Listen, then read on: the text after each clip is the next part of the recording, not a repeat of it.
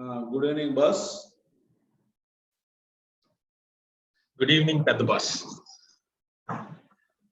Good evening, Vijay Kumar sir.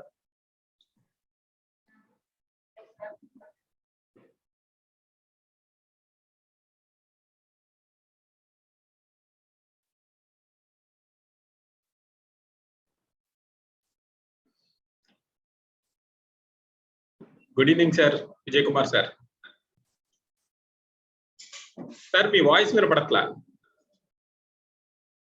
Sir ఆడ speaker connect చేసుకోలేదట్టుంది.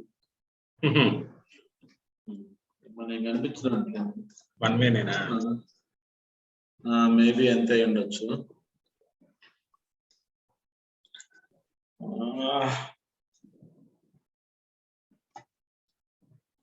ఎన్నింటికి start చేస్తారు బాసు? ఫోన్ చేసా, అభిషేక్ గారికి ఫోన్ చేశా. ఓకే, ఆయన ఒక 5 minutes లో జాయిన్ అవుతాను. పర్లేదు, ఆయన టైం అనుకుంటే చాలు 6కి.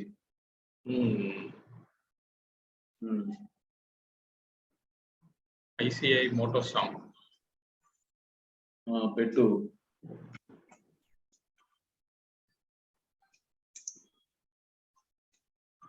వినపడుతుందా మోటో సాంగ్? వినిపించట్లేదు ఇంకా. సార్ సార్ జాయిన్ అవ్వండి.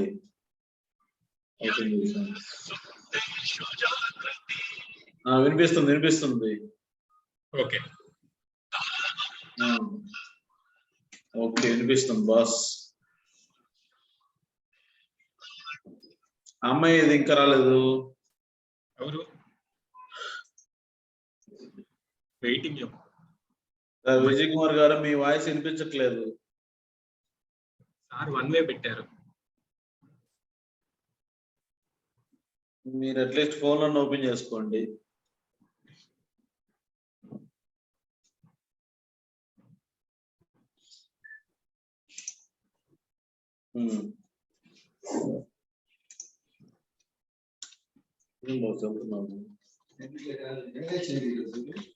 ఇప్పుడే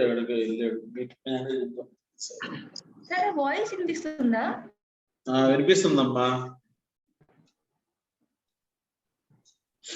వినిపిస్తుందమ్మా.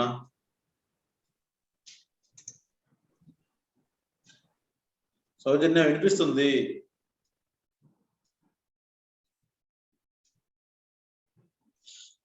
హలో ప్రేమన్న, ఆమె వాయిస్ మళ్ళీ కట్ అయింది.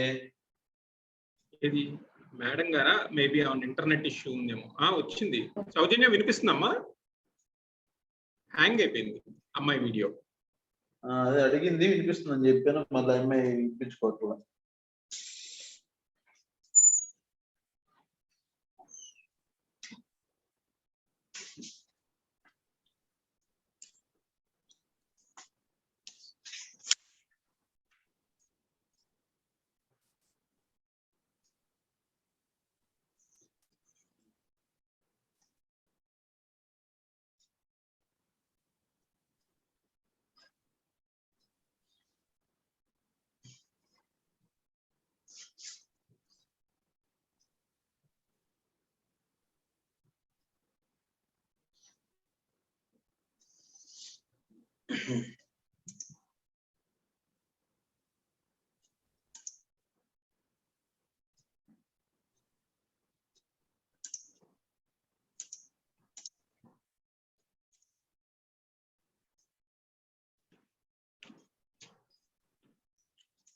అమ్మాయి సౌజన్య అది హ్యాంగ్ అయిపోయినట్టు.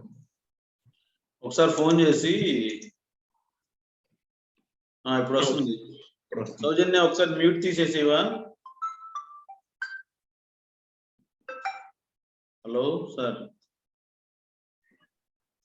సార్ చెప్పండి, వినిపిస్తుందా?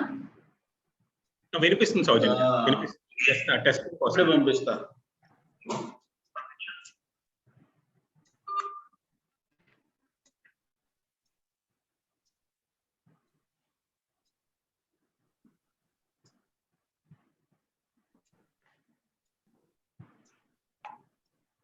సౌజన్య వినిపిస్తుందా? వినిపిస్తుంది సార్. Okay okay.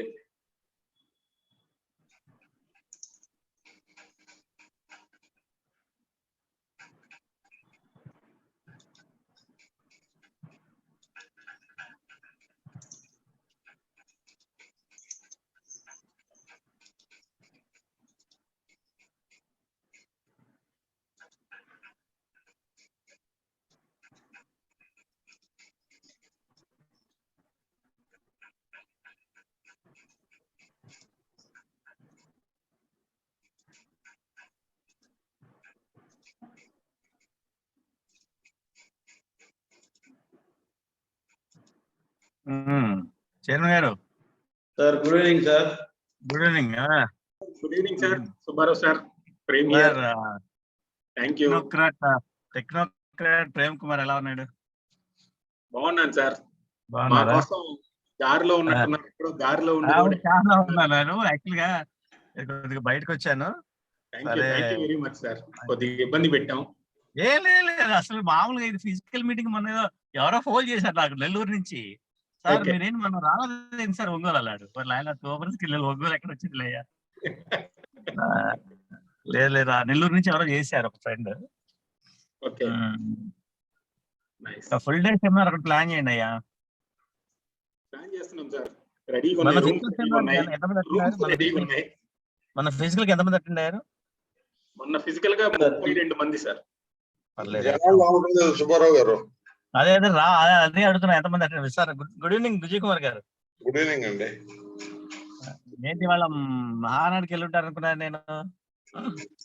లంచ్ దాకా పోయించాను సార్. వైజాగ్ వెళ్ళొచ్చారా? అదే చాలా మంది మా గుంటూరు నుంచి కూడా ఏదో వెళ్ళి మధ్యాహ్నం నుంచి వచ్చారు. ఎండకు ఉండలేక అక్కడ వాళ్ళ ఎండ తక్కువగానే ఉంది కాస్త. మరి ఎండ ఏం పెద్ద లేదు సార్. జనం బాగున్నారు గుంటాక. ఏం లేదు కానీ జనాలు దెబ్బకు మనం ఉండలేము సార్. ఎక్కువ మనం అలవాటు లేని పని కదా, అంతమందిలో ఉంటాం కష్టం. తీసి 2 గంటలు నిలబడి వచ్చేసా. సీట్లు కూడా ఇప్పుడు వాళ్ళు ప్రిపేర్ అయిన ఇప్పుడు 12,000 మంది ఏమో ప్రతినిధులు అంటండి. అంతవరకు కుర్చీలు వేయగలరు కదా వాళ్ళైనా. సరే ఇంకేం సార్ సంగతులు చెప్పండి. ఏం సార్ SIRC సంగతులు ఏంది? ఇన్స్టిట్యూట్ భవిష్యత్తు ఏంది? అదే అంత మాట అన్నారు. భవిష్యత్తు ఏమైంది సార్? ఏది ఇప్పుడు ఆ ఢిల్లీ ఇష్యూ ఏదో మరి మొత్తానికి మన వాళ్ళు రిప్రజెంటేషన్ చేసినట్టారు బాగానే గట్టిగానే. గురుగాం అదే బాగానే రెస్పాండ్ అయ్యారులే. గట్టిగానే చేశారు. అంటే NIRC చైర్మన్ కూడా అతను యాక్టివ్ గా మొత్తానికి ధర్నా చేయడం అంత చేశారు. ప్రొటెస్ట్ ఇది ఫస్ట్ టైం అనుకుంటా సార్ మనం అంత ఆ స్థాయిలో ప్రొటెస్ట్ చేయడం కూడా institute. Mr. Abhishek also has just joined. Hi Abhishek. Joined. Hello sir, hello, how are you? Sir, good evening sir. Abhishek Good evening sir. Good evening Muppala Subbarao sir, how are you sir? Fine sir. You are traveling in the car. Yeah, not traveling. I'm waiting for some person on the meeting. Oh, okay. Your system is very good sir. Why is that? Because otherwise it should not be, it may not be audible for all people. Yeah, because my staff, they insisted I should have studio like setup, so they put it up. So but it is nice. Film stars, film singers, they are having their own studios. Correct. At home itself they are having nowadays. Yeah. Like that, as a veteran, renowned speaker, you should have also the same setup. How is father, sir? He is doing well, sir. Thank you, sir. Sir, good evening, sir. Ongole branch chairman, sir. Ranganayakulu. Hello, sir. Ranganayakulu, sir. How are you, sir? I am fine, sir. How are you, sir? Very good, sir. Oh, looking very good, sir. Thank you, sir. You also, sir. In fact, when Mr. Karthik had contacted me, he's in Chennai, he said. So yeah. So busy. So, office or home, sir? I am at office only. I'm at office. So I was in a hearing. So I told Karthik to call before. So then he said he will be reaching around 5:45, 6 like that. So I told it maybe touch and go with the program. Let us meet freely tomorrow. So I am meeting him tomorrow. Okay, sir. Shall we start? Okay, 6 అవ్వలేదు కదా ఇంకా అయిందా? 6 3 minutes. 3 more minutes. No worries, sir. I'm here only. You can take your time. We can wait for members to join. 6:5 అట్లా చేద్దాం. 6:5, 6:10 చేద్దాం.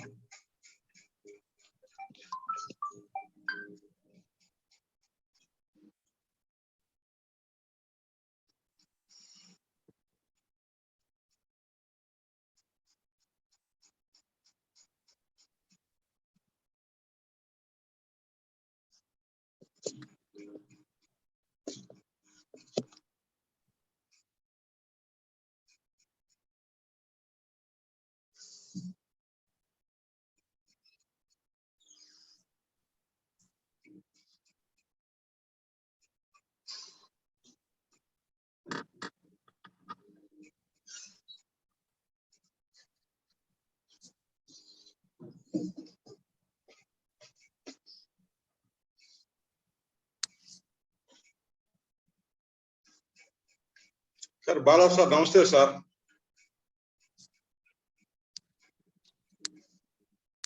బాలగారు join అయ్యారు, కోరపండి సుబ్బారావు కూడా join అంటున్నారు.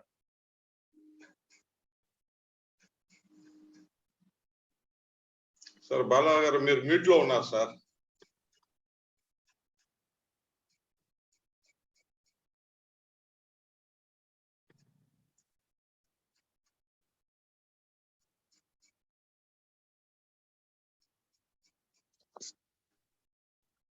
హలో సార్ నమస్తే సార్. నమస్తే నమస్తే. పని లేదు కదా, అందుకని ముందుగానే వచ్చేస్తాం. గుడ్ ఈవినింగ్ సార్ బాలగారు. నమస్తే అండి. నమస్తే నమస్తే సార్ సుబ్బారావు గారు. ఏముంది సార్, వర్క్ ఉంటే తర్వాత అనుకోవచ్చు, వర్క్ ఏమి ఉండదు కదా. అలా అంటారా? అదే ఈ నెలంతా హడావుడు కూడా ఏముంది లేదు సార్.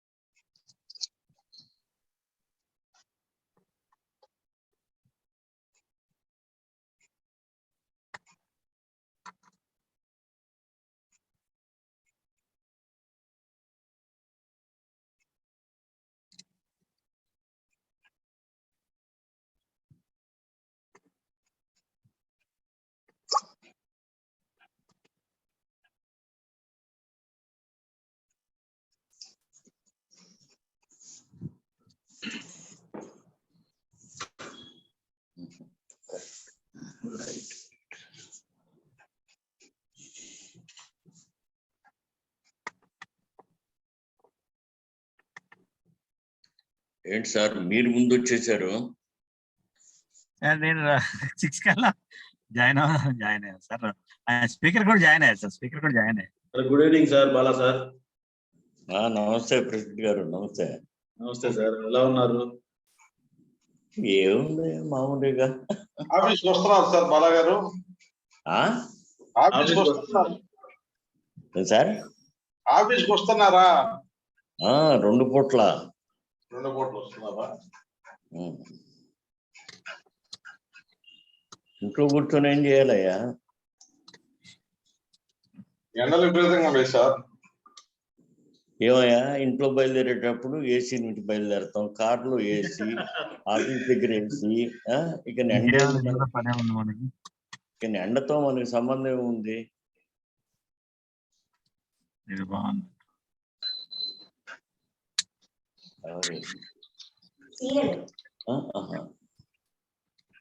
అది కాదు, ఎండతో పని ఉంది అండి ఇప్పుడు. అవునవును. రంగా మొదలు పెట్టండి రంగా. 35 జాయిన్ అయ్యారు, పర్లేదు. 34 దాకా వచ్చారు కాబట్టి మొదలు పెట్టు.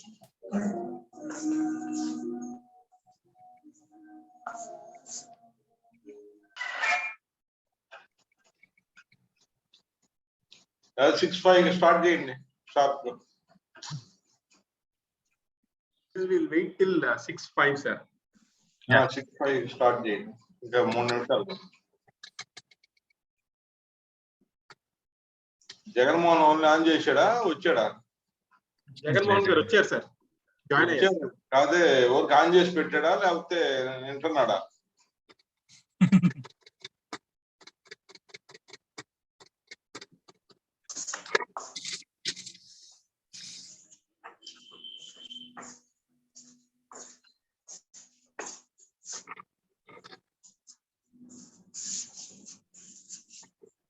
చైతన్య, నువ్వు సినిమాలో నటించవచ్చు, చాలా స్మార్ట్ గా ఉన్నావు. హలో, నువ్వు సినిమాలో నటించవచ్చు, చాలా స్మార్ట్ గా ఉండవు. ఎందుకు సార్ బండ్లు వేస్తారు? వినిపిస్తుందా?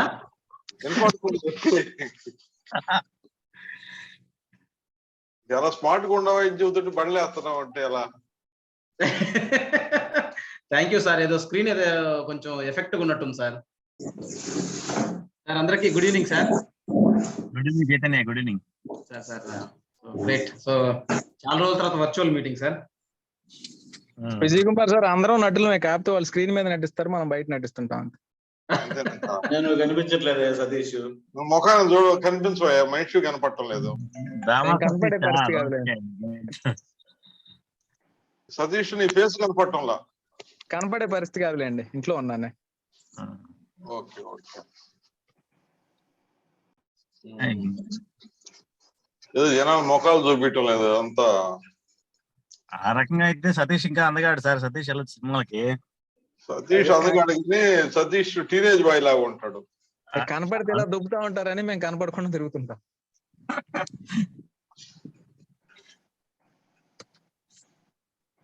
చాలా మంది login అయిన్నారు sir already.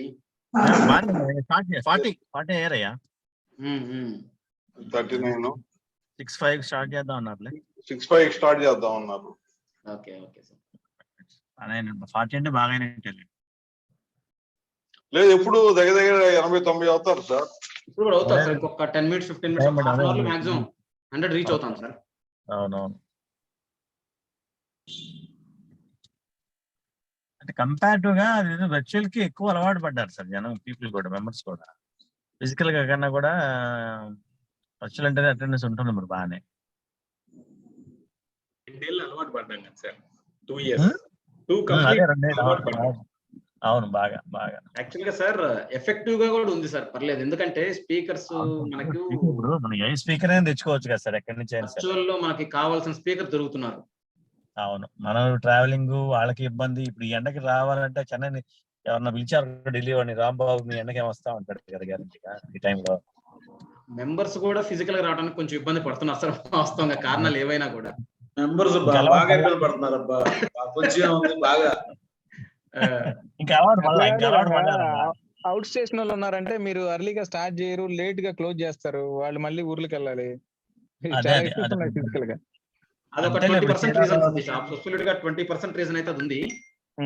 Out station వాళ్ళు కూడా ఆఫీస్ వదిలిపెట్టి రావాలన్నా అలాంటి ఈ కన్వీనియన్స్ అలవాటు పడ్డాం కదా సార్. వన్స్ అలవాటు పడ్డ తర్వాత మొబైల్ కి అలవాటు పడ్డాక ల్యాండ్ లైన్ వదిలేసి నెంబర్లు ఎంతమంది డైల్ చేస్తారు చెప్పండి ఈ రోజు. మేము పక్క జిల్లాలోకి వెళ్ళాం, మరి మాకేమైనా బాపట్ల బ్రాంచ్ ఏమైనా పెడతారా సార్? అందుకూరు కూడా వెళ్ళిపోయారు సతీష్. అందుకూరు అంటే నెల్లూరు బ్రాంచ్ ఉందన్న, మాకు బాపట్ల బ్రాంచ్ లేదు. నువ్వు ట్రై చేయొచ్చు అబ్బా. ఉన్న బ్రాంచ్ బిల్డింగ్ కడదాం అబ్బా ముందు, తర్వాత కొత్త బ్రాంచ్ చెప్పారు సార్. ఓకే, స్టార్ట్ చేద్దాం. Yeah. Hi members. So good evening all. So this is our first ARS session for the financial year 22-23. Good evening members. So our speaker Mr. CA Abhishek Murali also has just joined. I would request all the members to stand up. We are going to play ICAI motto song.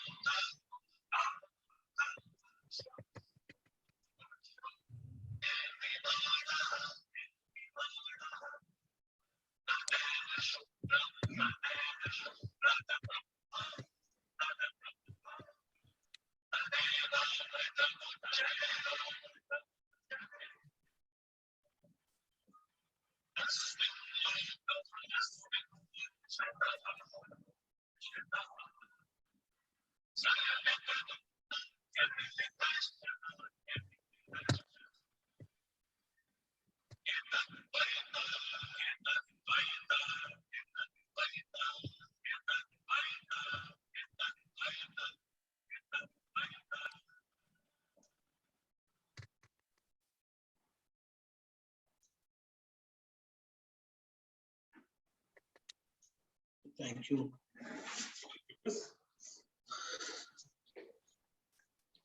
Today our Ongole ex-officio member CA Muppala Subbarao sir also has joined. I request Muppala Subbarao sir to speak few words about the session and the speaker. Thank you. Chairman garu opening remarks chepra. First to sir. Thank you. Good evening. Ongole branch chairman Kalur Ranganayakulu and secretary Prem Kumar and the other managing committee members and past chairman of the Ongole branch, ladies and gentlemen, a very good evening to all of you. I am very much glad to be part of this virtual CPE seminar on 148 and 148A, the other and the new ITR forms. And also I am happy to see the young and renowned speaker, Dr. CA Abhishek Murali, also on this topic. 148A is regarding conducting inquiry and providing opportunity before issue of notice under section 148. That 148A was inserted on by the Finance Act 2021. But as far as the ground reality is concerned, I have received 3 notices under section 148A and we have replied on behalf of the client. But all the 3 replies were rejected, simply saying that we are not satisfactory with the explanation given by you, and 148 was issued accordingly. So I request the speaker to clarify on this, whether 148A was really useful for the members, that section, or not. And also I request the speaker new ITR forms in the coming time. And also I wish the Ongole branch to organize much more seminars on these topics, and especially in ARS, because this is the first ARS seminar. I wish all the best, Ongole branch managing committee. Thank you very much. Thank you, sir. Thank you, Subbarao sir. Now I would request our Ongole branch chairman K. Ranganayakulu garu speak few words. Good evening all. On behalf of Ongole branch of SIRC ICAI, we are delighted to welcome you all to its first virtual CPE seminar in 2022. Firstly, we would like to thank the members of Ongole branch of SIRC ICAI for being part of ARS for the year 2022-23. We hope that you will gain many insights from the today's speaker, C. Abhishek Murali garu, on the topic section 148, 148A and latest ITR forms of Income Tax Act. To just make a few remarkable achievements of CA Dr.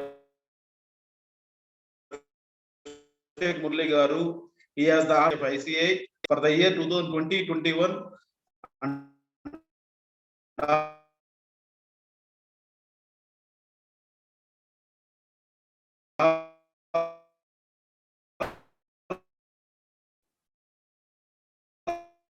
Ranga, I think there is some range issue at your end.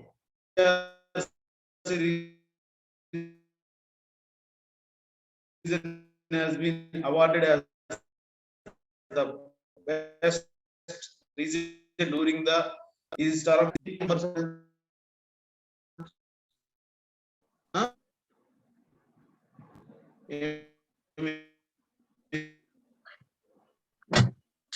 Ranga net సరిగ్గా లేదా నీ దగ్గర చూడయ్యా.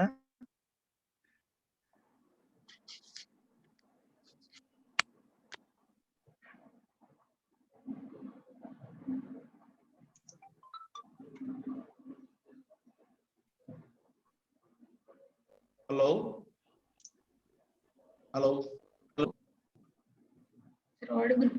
Ranga, you are audible now. Hello.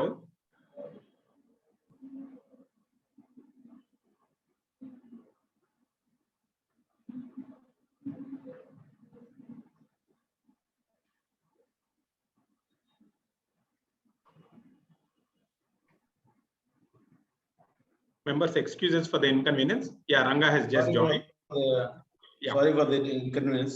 We are glad that you have accepted our invitation of this meeting in spite of very short notice. Thank you on behalf of the members of the Ongole branch of SIRC ICAI.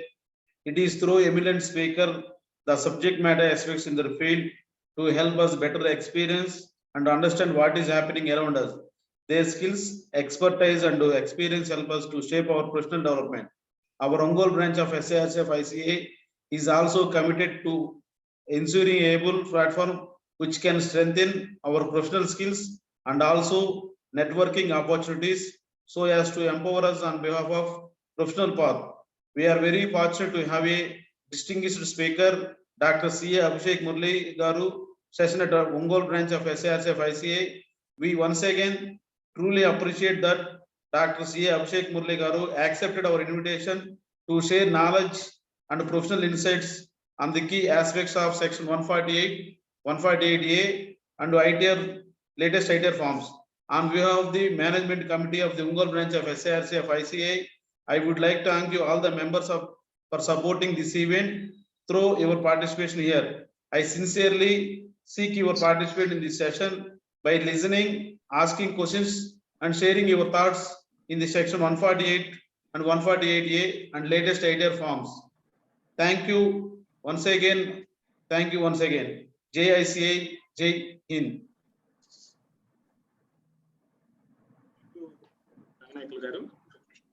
Now I would request Ongole MC member CA Saujanya to read the profile of Dr. CA Abhishek Murali Garu. Dr. C. Abhishek Murali is a practicing chartered accountant at Chennai who is a partner of Messrs. Victor Grace & Co. Chartered Accountancy. He was elected as a secretary of SIRC of ICAI for the year 2020 to 2021. He is also All India first rank holder in ICMA Strategic Management and secured All India 17th rank in ICMA final examinations. He has also secured All India 5th rank in International Taxation conducted by Chartered Institute of Taxations. Abhishek Murali is the youngest elected regional council member of SIRC of ICAI for a term of 2 years for a period of 6 years from 2016 to 2019 and 2019 to 2022 by securing highest number of votes from Tamil Nadu. He holds the honor of being the youngest elected secretary of SIRC of ICAI. During his term as a secretary, the SIRC won the Best Region Award of ICAI for the first time in more than 10 years. Dr. C.A. Abhishek Murali is presently the president of All India Taxpayers Association. He is also a president of Citizen Awareness Forum of India. He is also a founding board member of ARK Foundations, which plays a key role in providing underprivileged families access to expensive medication at affordable prices. He is an expert in direct taxation, international taxation, litigations, appeals, valuation, due diligence, mergers, and acquisition. Dr. C.A. Abhishek Murali has organized and spoken at more than 2,200 seminars, workshops, and conferences. Abhishek Murali was also facilitated with Gold Star Award by Padma Shri Malyaswamy Annadurai, the director of ISRO Satellite Center, the Moon Man of India, the project director of Chandrayaan 1 and 2, for addressing more than 500 seminars during the period of COVID period alone. Dr. Abhishek Murali also received the Abraham Lincoln Excellence Award from the International Peace Council USA for his excellence in tax sector and addressing for more than 500 seminars during the COVID period. C.A. Abhishek Murali is a member of a committee for implementation, survey of faceless assessments and faceless appeal proceedings constituted by Ministry of Finance and Government of India. He is also a non-academic member of Board of Studies of Madras University. He also regularly appears on national and regional TV channels and contributes articles for the professional interest in various newspapers and journals. He is also a member of Finance Committee of Presidency Club and he is a member of Infrastructure Subcommittee of Madras Gymkhana Club. C.A. Abhishek Murali has completed his schooling from TSBB School, Chennai, before he undertook his chartered accountancy course. He did his articleship from PricewaterhouseCoopers in Audit and Assurance Division. After qualifying as a chartered accountant, he went to work with KPGM in transaction advisory, mergers, acquisitions on various national and international engagements. He also completed graduation and post-graduation in Commerce and Madras University, DSA from ICAI and CISA from Institute of Information System Audit and Control Association, USA, and CMA from ICMA, London. He also graduated law of LLB. Dr. CA Abhishek Murali has also completed his advanced diploma in international taxations with Chartered Institute of Taxation, London. He also completed his MBA and also attended special sessions at Harvard University.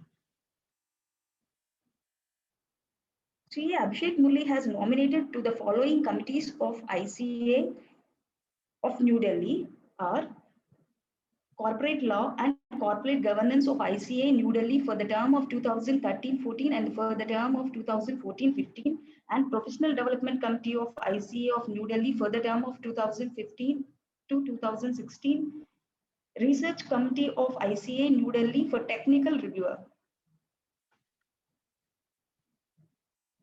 He has nominated as a chairman for the following committees of SIRC of ICAI. Chairman of Committee of Direct Taxes and International Taxation of SIRC of ICAI for the term of 2021 to 22. Chairman of Public Relations Committee of SIRC of ICAI for the term of 2018-19, for the term of 2019-20, for the term of 2021-22. Chairman of Committee of Members in Industry and Business for the term of 2021-2022. Chairman of Committee of Capital Markets and Investor Protection for the term of 2020-21. The Member Executive Committee of SIRC of ICAI for the term of 2020 to 2021. Hello? Hello, sir? Okay, okay, sir. Okay.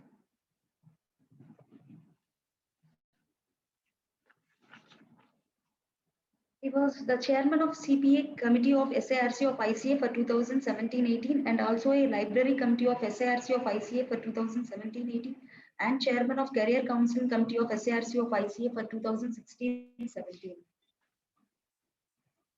Books authorized and articles published by Dr. CA Abhishek Murali has authorized 5 books of professional interest.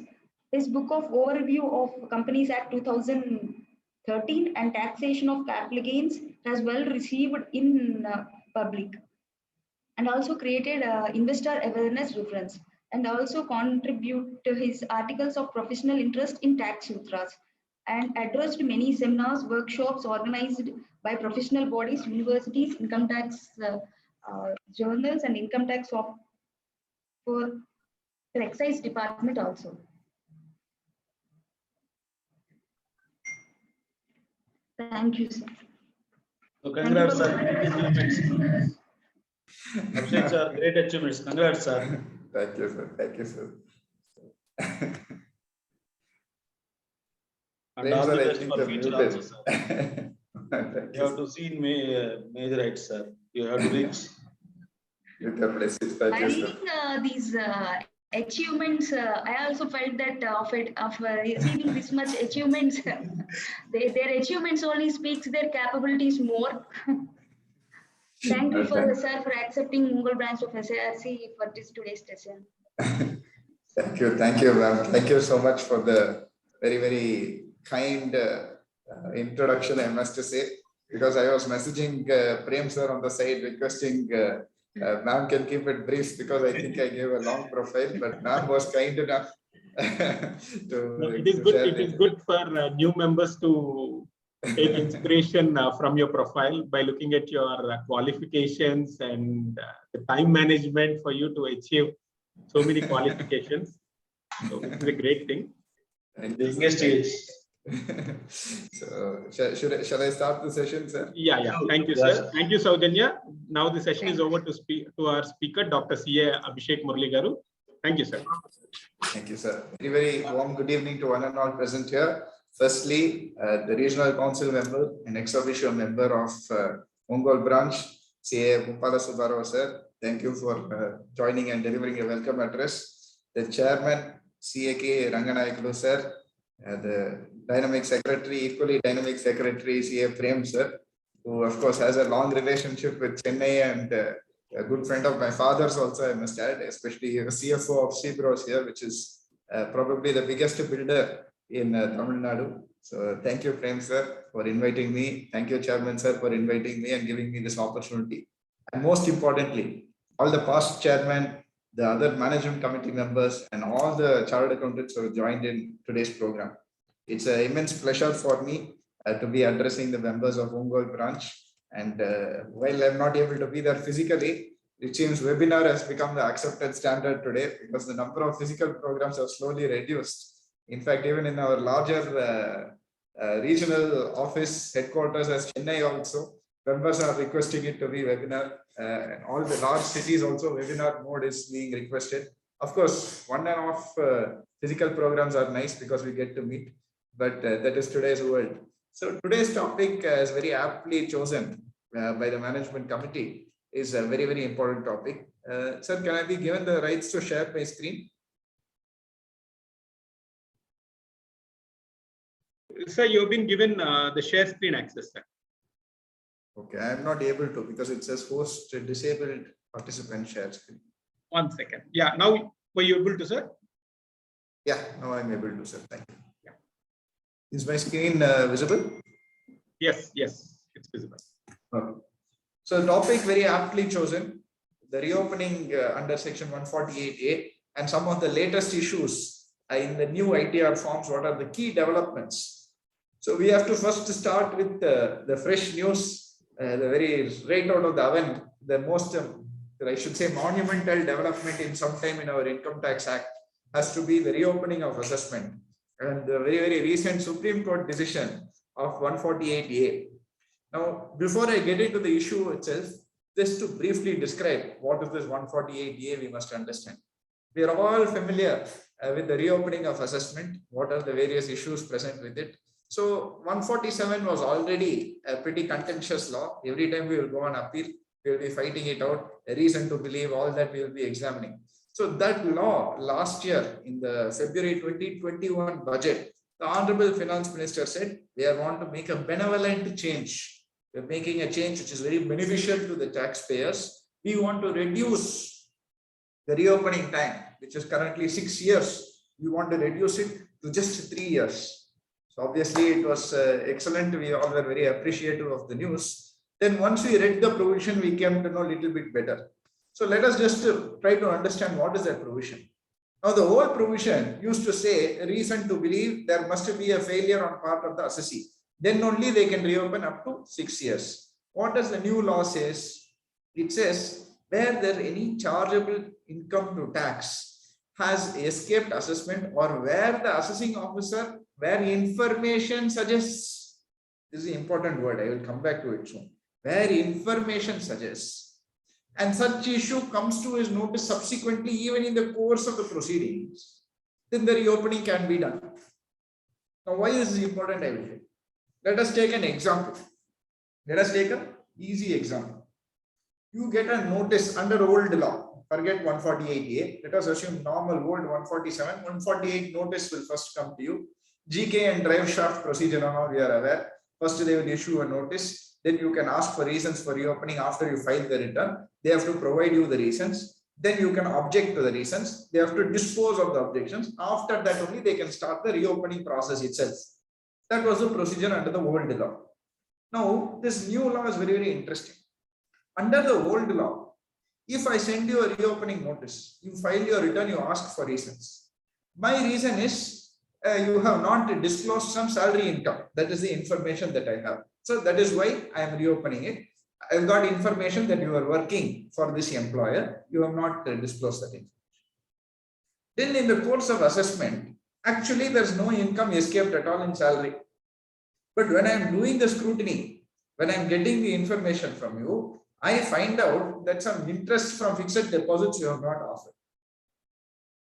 Now, can I make an addition under reopening of assessment under fixed deposit under the old law? As rightly answered by many people in the chat box, and you can keep answering, you can keep asking me doubts in the chat box. I have kept it open side by side and I will be seeing it any point of time you can do it. So as rightly answered by many people to me, it was not possible It was not possible under the old law because the reopening basis is what? They have opened it based on the salary income. So therefore, you cannot travel to some other issue. If you want to travel to some other issue, you have to again start the process. You have to again send a reopening notice. You have to give the reasons. You have to follow the procedure, objections, all that has to be done. So what have they done in the new law? Now they have said, and such issue comes to notice subsequently, even after issuing 148A. What is the 148A? Under the new law, what are they saying? Under the new law, you can first issue a notice, a show cause notice that they are going to reopen. When they decide to reopen, before sending a 148 notice, they will send you a show cause. We are going to reopen on basis of this. Do you have anything to say? Like that, they will ask you. Then you can respond. Based on your response, they will either accept and say, okay, you are correct, we will not reopen. Or they will say, no, it is wrong, we will reopen. As our regional council member said, 90% of the time they will say it's not accepted and reopened like that.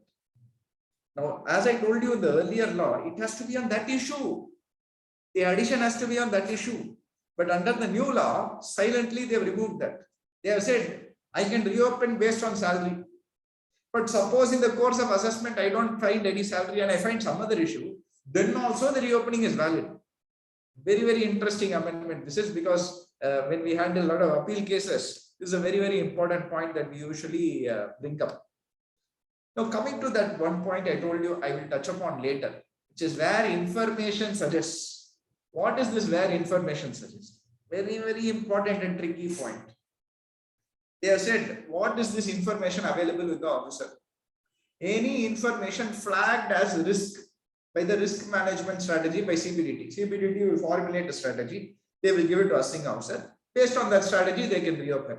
What is the strategy? We don't know. When will they find out? We don't know. Will they give it to us? We don't know. Nothing is known as it stands. But apparently, CPDT will formulate some strategy. Based on that strategy, they can reopen. Next, what they are saying, information collected by faceless collection scheme. Faceless assessment we have heard, faceless appeals we have heard, faceless penalty we heard, now faceless collection also there. Everything becoming faceless. So faceless collection scheme, any information they get, based on that also they can reopen now. What is this faceless collection scheme? Again, there's a vague variety of what it could be. We'll give you an example. We are all familiar with the SFT and the 26AS, TIS and AIS, which has come very, very recently. So all of this will have information about the assessee. So let us take an example. Your assessee has not disclosed dividend income. And under faceless collection scheme, the information is there in your AIS and TIS that you have dividend income. So based on that, they can reopen the assessment. Now, sir, I'll give you an example of a practical issue. I don't know how many of you have faced this, but dividend income as per the TIS and AIS is shown based on the declaration made by the company. 31st of March, all the public sector listed companies, they decide to offer dividend. So when they are filing their return, they will say dividend paid to Ranganayakulu sir, dividend paid to Prem, dividend paid to Abhishek. This entire list will come out. Now, when they are submitting their SFT, TIS, AIS, all of that, they will furnish, I have given dividend to all these people. But have you received the dividend? No. You are receiving the dividend only 1 month later, 1.5 months later. But you are following cash system of accounting. Income from other sources, you can either follow mercantile or cash. How do you know they are declaring dividend? You will get an announcement in email, or you will have to follow the news. If you are listed, if you have invested in 20-30 shares, nobody will be following each company when they are declaring what is happening. Suddenly you will find in your bank account some credit will come and you will realize it is dividend. That is how 90% people are. So dividend credit is coming after 1.5 months. Sometime after 2-3 months also it comes. And that is the case. They are reopening your assessment, saying you have not filed dividend income. You have not disclosed. But you have done it, except in the next year you have done it. But basis of this, they can reopen. They can reopen your assessment. Why is this an important point? Because under the earlier scheme, reason to believe was a very, very important point. Under the old law, where the assessing officer has a reason to believe that the income has escaped assessment, only in those scenarios they can go for reopening. This reason to believe is such an important 3 words that if you search for it in any income tax case law book, you can read about it. You will go on for pages and pages of so many case laws by various leading judges, high courts, supreme courts, simply on that single issue. What is reason to believe? So this reason to believe had so much essence, so many decades of experiences there in that reason to believe. In one quick swoop, that reason to believe has been removed. And they have said if this information is there, simply on that basis, reopening can be done. So information collected by faceless scheme, information flagged by risk management strategy, which we don't know, any audit objection. In fact, earlier, it said audit objection raised by the CBI and SEBI, etc., government authorities. Now they have specifically said any audit objection on that basis, they can reopen. We know our income tax audit objections, how many come. So therefore, deliberately it has been modified. In 2021, it was specific audit objection raised by these authorities. Now in 2022, any audit objection, which authority we have not specified, any audit objection raised. That means our internal department audit also, that audit objection can be a basis for reopening without being questioned. You cannot question reason to believe in all. Audit objection come, information as suggested. So therefore, as per law, they can reopen. Any information from other authorities, this is okay. I don't have a problem with that. Any other order of the court or tribunal, this is also fine. But the first 3 points are the most critical ones, which is going to mean that reopening is going to play a very, very critical role when it comes to information. What constitutes information? That is going to play very, very critical issue in this case. So now let us move on. Of course, search and survey cases, it is considered to be deemed information. This information issue will not come. In search and survey cases, if any search is conducted, survey is conducted, asset is seized based on some information they have received, or books of account have been impounded. In all of these cases, they don't even have to issue 148A. Straight away, they will go into reopening. You don't have to show cause. Why that? You have to reopen in those cases.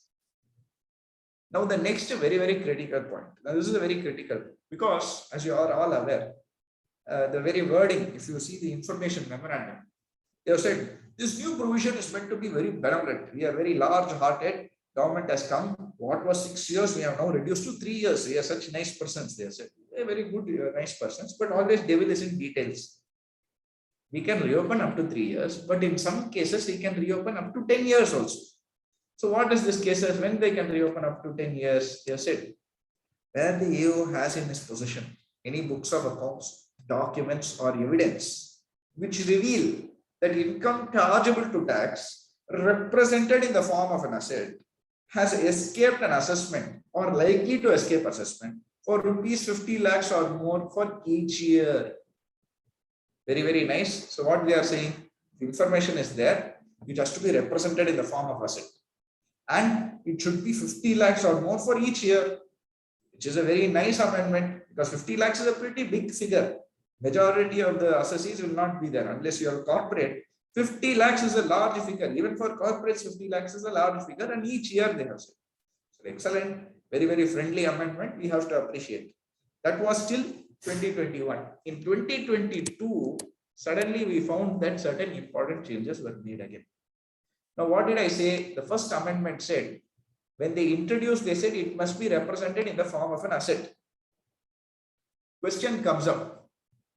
Let us assume Prem sir conducts a wedding for his brother's daughter. Now that wedding is conducted, very grand wedding. He is called Ambani, Adani, all of them have come for the wedding. It's a very lovely function. We are also invited. We are enjoying his wonderful hospitality in the wedding. Then what happens? It's come to the light of the department. They have also enjoyed the hospitality. Now they want to check. Okay, let us start testing the waters to see whether the expenses are correct. Now, as per the original amendment in 2021, what did it say? It must be represented in the form of an asset. So when they want to reopen, let us assume he has incurred 1.5 crores for the wedding. Now, 8 years later, they are coming, they are waking up and saying, what, we have not checked the premises, let us reopen. Can they reopen? They cannot, because it is not represented in the form of an asset. It is all expenditure. These are not assets to Mr. Prem. These are not assets to anybody. It is represented only in the form of expense. So they could not open it. So they were restricted by the law. Then secretly what happened? In the latest budget, Finance Act 2022, it was modified to now include any expenditure incurred or any entries in the books of accounts also. Originally, benevolent provision, 10 years, we will see only if a asset is there, if it's represented. Now slowly, if expense also there, we can see. If any entry is also there in books of accounts, whether asset or not, simply I am passing depreciation entry, bad debt entry. These are not represented as expenses or in the form of an asset also. In those cases also, I can check the reopening. I can do it. Then one more thing they brought, sir. One more very secret dagger they have bought. What is this? I told you 50 lakhs for each year has to be checked. That was till 2021. After that, now in 2022, what they have done? They have now said it's cumulative also. So we will take another example. Our same Prem sir, he has experience in real estate sector. So what does he do? He is constructing a beautiful house. So he decides, Ambani is there, even I want to be like Ambani, look at his Antilla house. So every year, he's incurring some cash expenditure, he's building a new floor for his house. So correctly, because 50 lakhs is the limit, what does he do? 45 lakhs 1 year, 48 lakhs another year, 49 lakhs the third year, 47 lakhs the fourth year, like that is incurring. Under the old law as introduced in 2021, what did the new provision say in 2021? We will see for each year less than 50 lakhs for him, nothing they can do. What did they do now? They have said where it is in either each year or the same expenditure or same asset or same entries is represented cumulatively over the over several years also, then we can reopen all the years. Secretly, they have brought this provision, sir. Secretly, this provision has been introduced now. Nobody is questioning it. So now, whether it is 1 year or whether it is multiple years also, they can reopen all the years. Where introduced as benevolent provisions, we will not take unnecessary action. All that benevolence and all gone now. There is no grace-heartedness, large-heartedness over here. So now, up to 10 years can be seen even cumulatively of 50 lakhs. If it is completely different, one for wedding, one I have purchased car, one purchases for my business, then they cannot cumulatively put all of them. It has to be on the same issue cumulatively. So I'm building a house over a period of several years, then I can cumulatively take that. Or let us assume I'm building something for my business, capital work in progress, or I'm making fixed assets. All of these circumstances, they will cumulatively see. But we are all well aware in our department, if you give them slight room, then definitely they will take advantage of it. I can say that so much expenditure is incurred for salary. Department will say the salary is towards the last 3-4 years together, so I have to add it. Then you have to prove, no sir, it is for each year. How you are going to prove? It's going to be challenging. But basis of that, they will start the reopening of assessment and they will pass the order.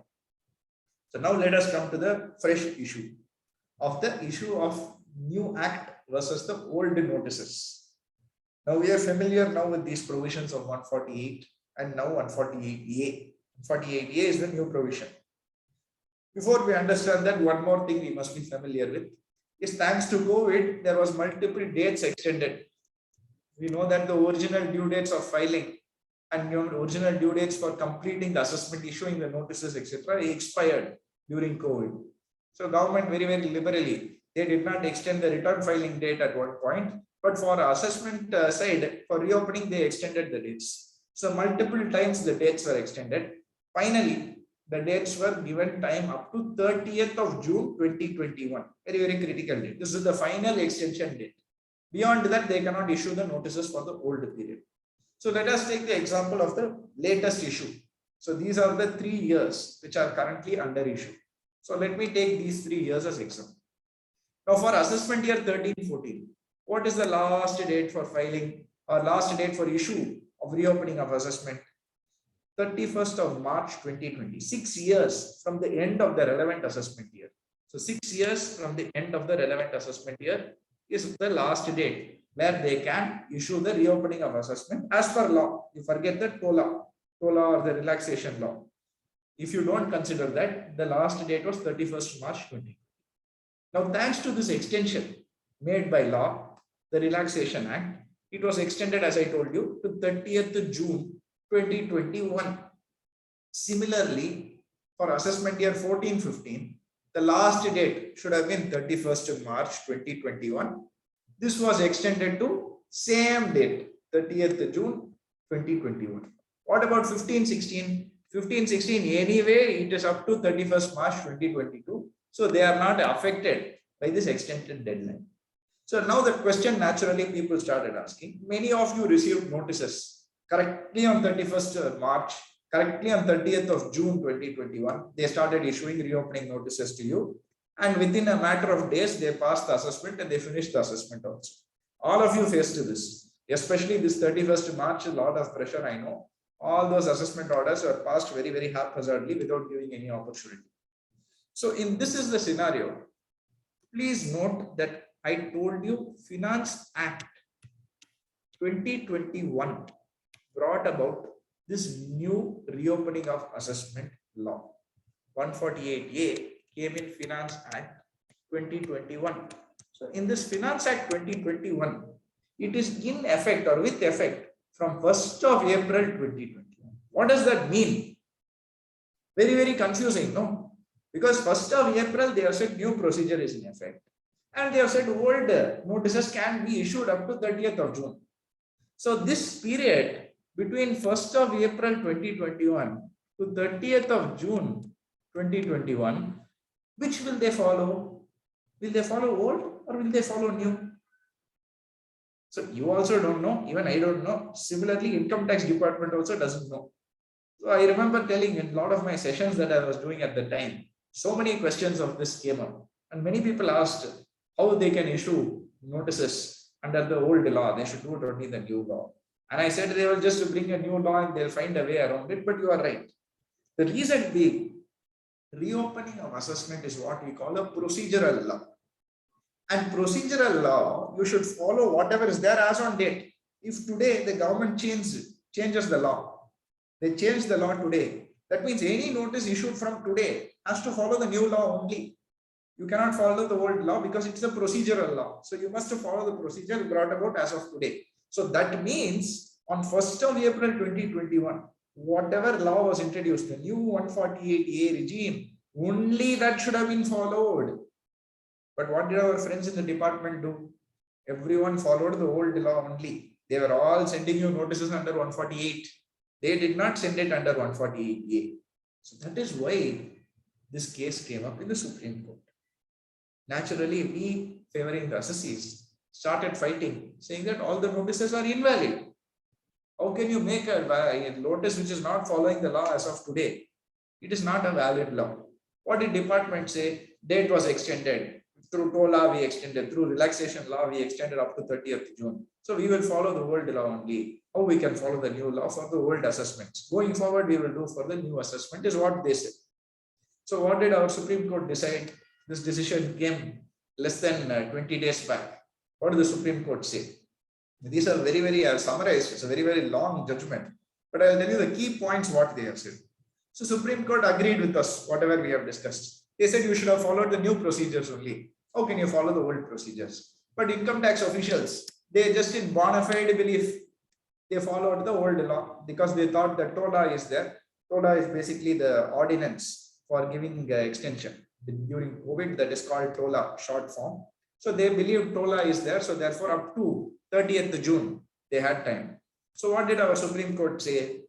They said, poor fellows department, really nice fellows, bona fide belief they have done it. Why we should, spoil them? So what we will do, whatever notice they have issued under 148, we will treat it to be 148A. What they have done? Every notice, this is what you would have read in the paper, 90,000 notices, 90,000 notices, like that, it kept getting published. This 90,000 notices is all the 148 notices issued, now being treated as 148A, as if it has been issued under the new law. It is deemed to be treated like that, is that they have decided. Naturally, from the assessee side, we are aggrieved. So what did they say? This is for department. But for assessees, what we are doing? assessee has all the defenses under the new law. It's a very important point. They said under the new law, whatever defenses the assessee would have had, the same defenses he has against these notices. Same defenses he has against these notices. What is the implication? It's a very, very important point, my dear friends. Because these raises some very, very critical questions. What is the first question? Whether the quantum is as per the old limit, where if you want to reopen beyond 4 years, at least 1 lakh should have been the tax avoided. In 1 lakh is small amount, they have not changed for many years, that will likely be satisfied. But under the new law, the limit beyond 3 years is 50 lakhs. The next question, whether the 3-year criteria is available or the 6-year criteria is applicable. So they have to decide, no, which law you should apply to it.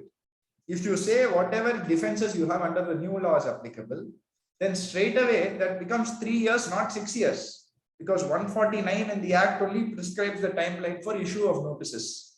149 gets covered in what Supreme Court has said. Assessee can take the defense of the new 149. Under new 149, what it says, you cannot reopen beyond 3 years unless 50 lakhs or more is exceeded in that year. So you cannot reopen unless 50 lakhs or more has been exceeded. So here, let me take some scenarios and you can answer in the chat box what you think is the answer. Here, the disputed income in the first case for assessment year 12-13. We are taking assessment year 12-13 as example. The disputed income is 23 lakhs. It is less than 50 lakhs. The last date for reopening under the old law is 31st of March 2019. Last date as per new law, as you know, is 31st of March 2023. Because 10 years, no? It's 10 years from the end of the year. Can this be reopened, yes or no? Can it be reopened now after the Supreme Court decision? Yes or no? Majority of the people are saying yes, it can be reopened. Anybody saying no, it cannot be reopened? So I have started getting some answers which are saying no. Few people have started saying no. So let us see the answer for this specific thing. Because what does the new proviso say? Under section 149(1), this is the important point. There was a proviso introduced saying that whatever could not have been reopened before Finance Act 2021 cannot be reopened now. That means, what was the last date under the old law? 31st of March 2019. So therefore, if you did not open before 31st of March 2019, you cannot reopen it now. It's a very, very important proviso that they brought. But we will take another scenario. That is a very easy case. Because toll are not applicable there. We will take a case where toll law is applicable. Relaxed law is applicable. Assessment year 13-14. Disputed income is 23 lakhs, same amount. Assessment year 13-14. Last date for reopening is 6 years from the end of the relevant assessment year, which is 31st of March 2020. We are all aware of this, correct? Notice issued on 1/4/2021. Why? Because I told you, TOLA extension was there till 30th June 2021. They have issued as on 1/4/2021. Before the TOLA date, it has been issued. Now Supreme Court decision has come. Can you tell me, is this reopening valid or not now after the latest decision as per the Supreme Court? Yes or no? Simple answer. You don't have to justify. You can simply tell me whether it is valid or not, because many of your assessees would have received these notices. It's very, very important from your response point of view now. So is this a valid reopening or not? So I can start seeing many, many answers. Saujanya ma'am has said section 149 contains grandfathering clause. Very, very important question madam has asked, but I want some more answers before I answer that. Anybody saying that it is a valid reopening? Yes, you can reopen. Not many people are saying yes. So that brings me to the right answer, which is it is not valid. Because as I told you, what did the Supreme Court say? They said whatever defense the assessee has under the new law, under the new 149, what does the new 149 say? You cannot reopen beyond 3 years unless income escaped is more than 50 lakhs, is 50 lakhs or more. In this case, what is the income he escaped? 23 lakhs. So when the amount is mere 23 lakhs, then naturally new law defense is there for assessee. Under the new law, the limit says maximum 3 years because it does not exceed 50 lakhs. Then the reopening automatically becomes invalid. It does not matter if they served the notice. It does not matter if 148 has come multiple times to you also. It does not matter whether you have asked for reasons or whether they have disposed of it. This is just a summary of the dates. I will share the PPT with you. But once I share this with you, you will know for all of these years, these particular assessment years, maximum date under the new law is this. They cannot reopen beyond this date.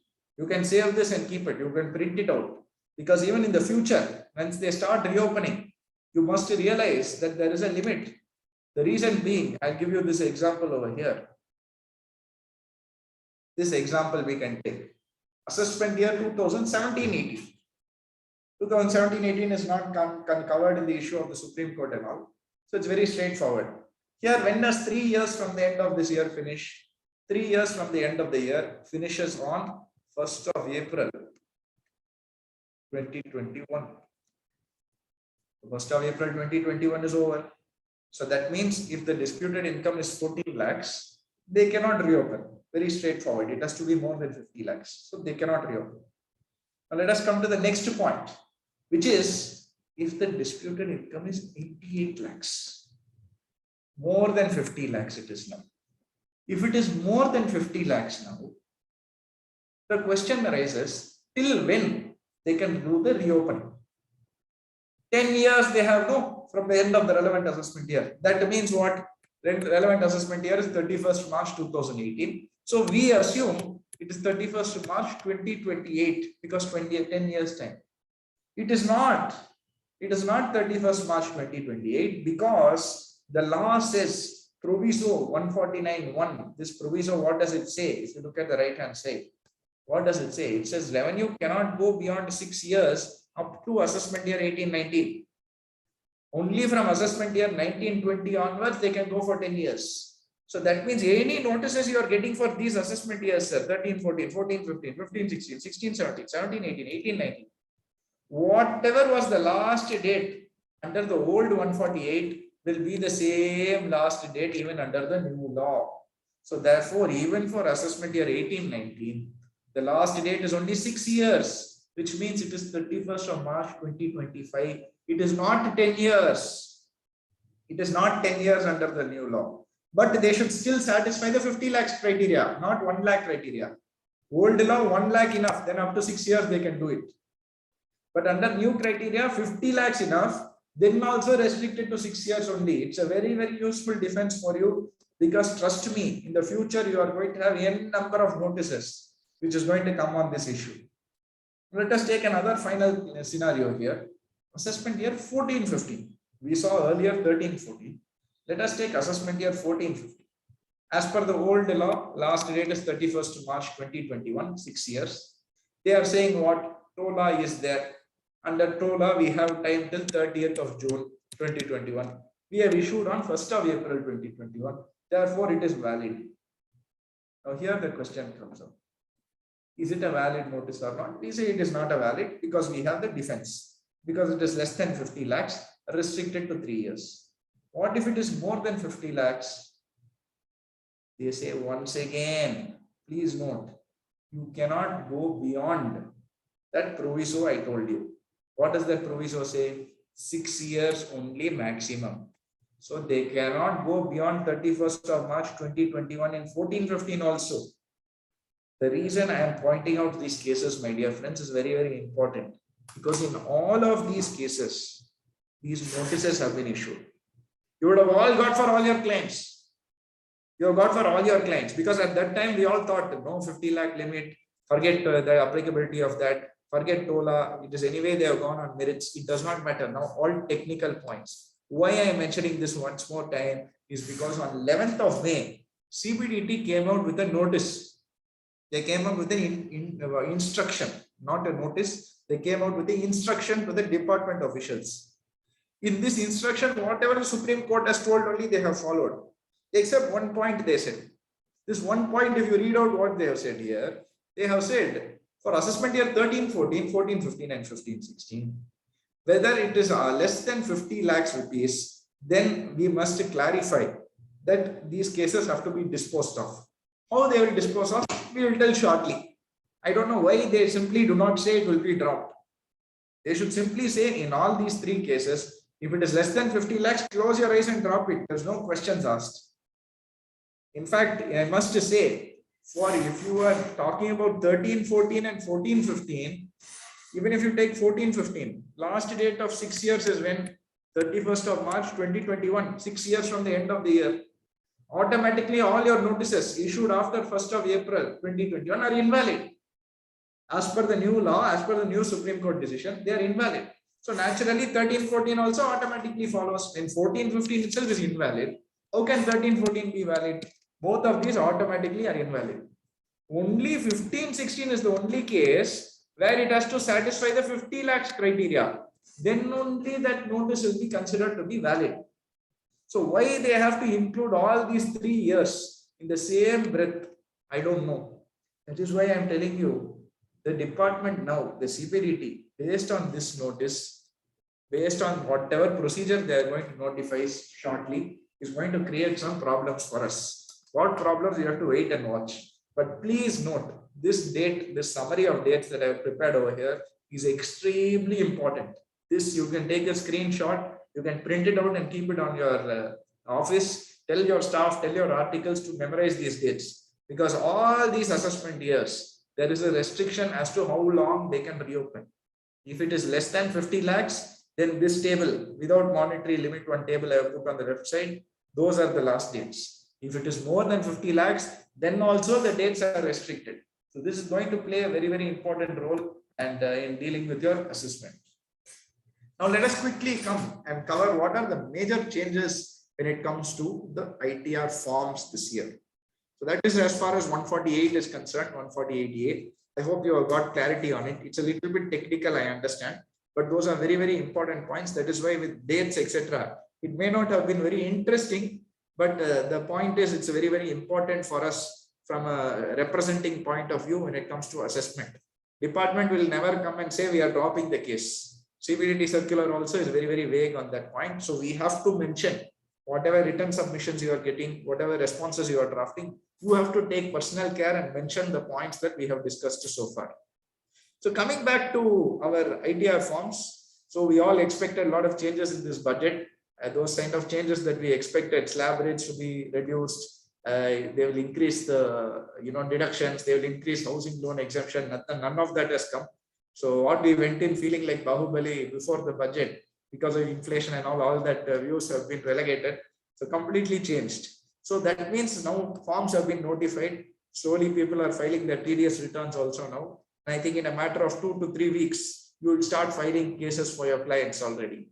So you have to be aware of some critical key developments which are happening, not just with the form, but around the income tax department itself. The first one being the AIS and TIS, the annual information statement and the tax information summary. Now, as I told you, my dear friends, sometime around November of last year, this AIS and TIS was launched. What many CAs had done, they already started filing for some of their clients, the returns of income. Then after they filed, only this AIS and TIS came.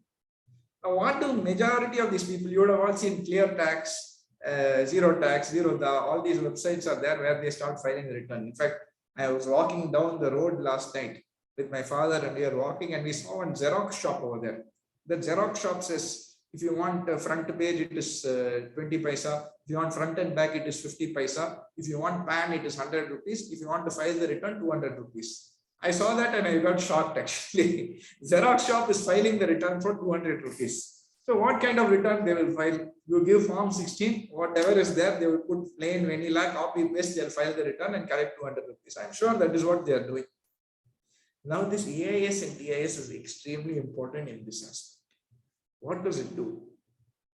People who are doing this form 16 filing, people, especially multinationals. I remember when I was working in PwC, I got the information from some person saying that you want to file the return, you will file it to you for 300 to 400 rupees, you will file the return.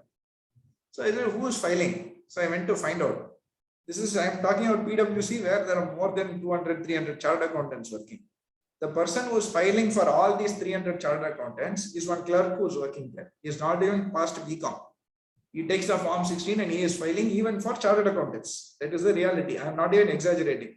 So this is what was the reality that was happening at the time. These persons, they take the form 16 and file. But you are all aware, a person who is working in a multinational company or as a salaried person anywhere, naturally has a bank account. If he has a bank account, the salary is getting credited there. If it is getting credited there, that means he is getting a savings bank interest. Even if he withdraws the entire salary the next day, at least 1 rupee he will be getting savings bank interest. That means income from other sources should also be disclosed, which was not disclosed before. People, whether it is 1 rupee or whether it is 1 lakh rupee also, people will not disclose their income from other sources. In fact, I must say, my own client has been filing with us for 15 to 20 years. When I was in school, this person used to file with my parents. And then when I was filing the return, last year this TIS AIS came. So I asked him, sir, do you have this bank account in IOB? He said, why you are asking, Abhishek? I said, do you have or not? You please tell me, sir. He says, I have, Abhishek. Why? I said, sir, we have to disclose the interest. No, so many years we have not done it. I said, have you shared that information with us? No, it is just I am keeping as a simply bank account. But you are getting 12,000 rupees interest, sir. And that has been there for years, Abhishek. No need to show that. I said, sir, I have got the information from income tax. You have not told me whether that assessee knows or not. Income tax has the information. In some cases, assessee itself does not know. He would have forgotten. He would have opened many years back. He would have forgotten he has that bank account itself. Now, whether he knows or not, you can don't worry, sir. Income tax is giving you the information in AIS and TAS. So AIS and TAS is giving all kinds of information. It is like a jadagam, what we say. It has all the information about the assessee, savings bank interest, your interest from FD, RD, rent received from your tenant details.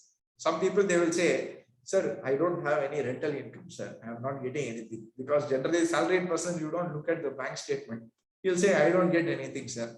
But now the tenant, he will be filing and claiming HRA. No, he would have given information about this fellow. So it will appear in his AS and TAS, you are getting so much rent.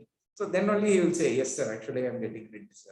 For many years I am getting. Now only you are asking, so you will disclose, sir.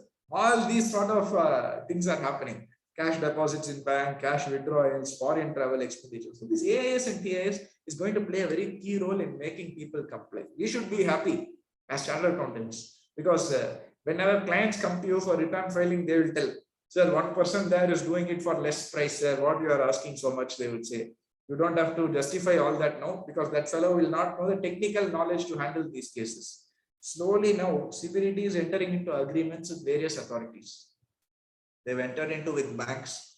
Banks are sharing all the information about your cash deposits, cash withdrawals, large transactions, even FD deposited that you are making, FD you are closed during the year. All of this is coming either in 26 AS or AIS TAS. Even dividend received. Nobody used to disclose dividend. Whether they have shares or not also, we won't know. They will say, no, sir, nothing I have, sir. I don't trade in shares. Then we have to ask how you got so much dividend, sir. Last year you have got dividend from this company. This year you have not got. That is because I sold it during the year, he will say. What about capital gains? No, sir, I have not disclosed. I have never disclosed. All of these things are gone now because even the AIS and TIS shares information about what shares you have traded. NSDL, KFintech, CSDL, whatever is your broker, the details of that is getting shared. If you have traded in mutual funds, that details is also appearing. Now, one very common question that I'm getting asked, and I just saw it is there in the chat box also. So, what if the AIS and TIS is wrong? Example, I'll tell you. One of my clients, they are filing. AIS and TIS said he has got interest from bank of 76 lakh rupees. Interest from savings bank account of 76 lakh rupees. You can imagine how much of the balance that must be. And he has not disclosed it to us. So I asked him, sir, what is this? You have got 76 lakhs, you have not shared with us. He said, no, Abhishek, I have not got any such thing. I said, sir, you have to tell the truth because now this information is with the department. He said, okay, this is not correct. I'm promising you on my mother that I have not got this money. I said, you please speak to the bank. When he spoke to the bank, we found out whoever is uploading the SFT from the bank side, instead of putting the interest amount, they have put his FD principal amount.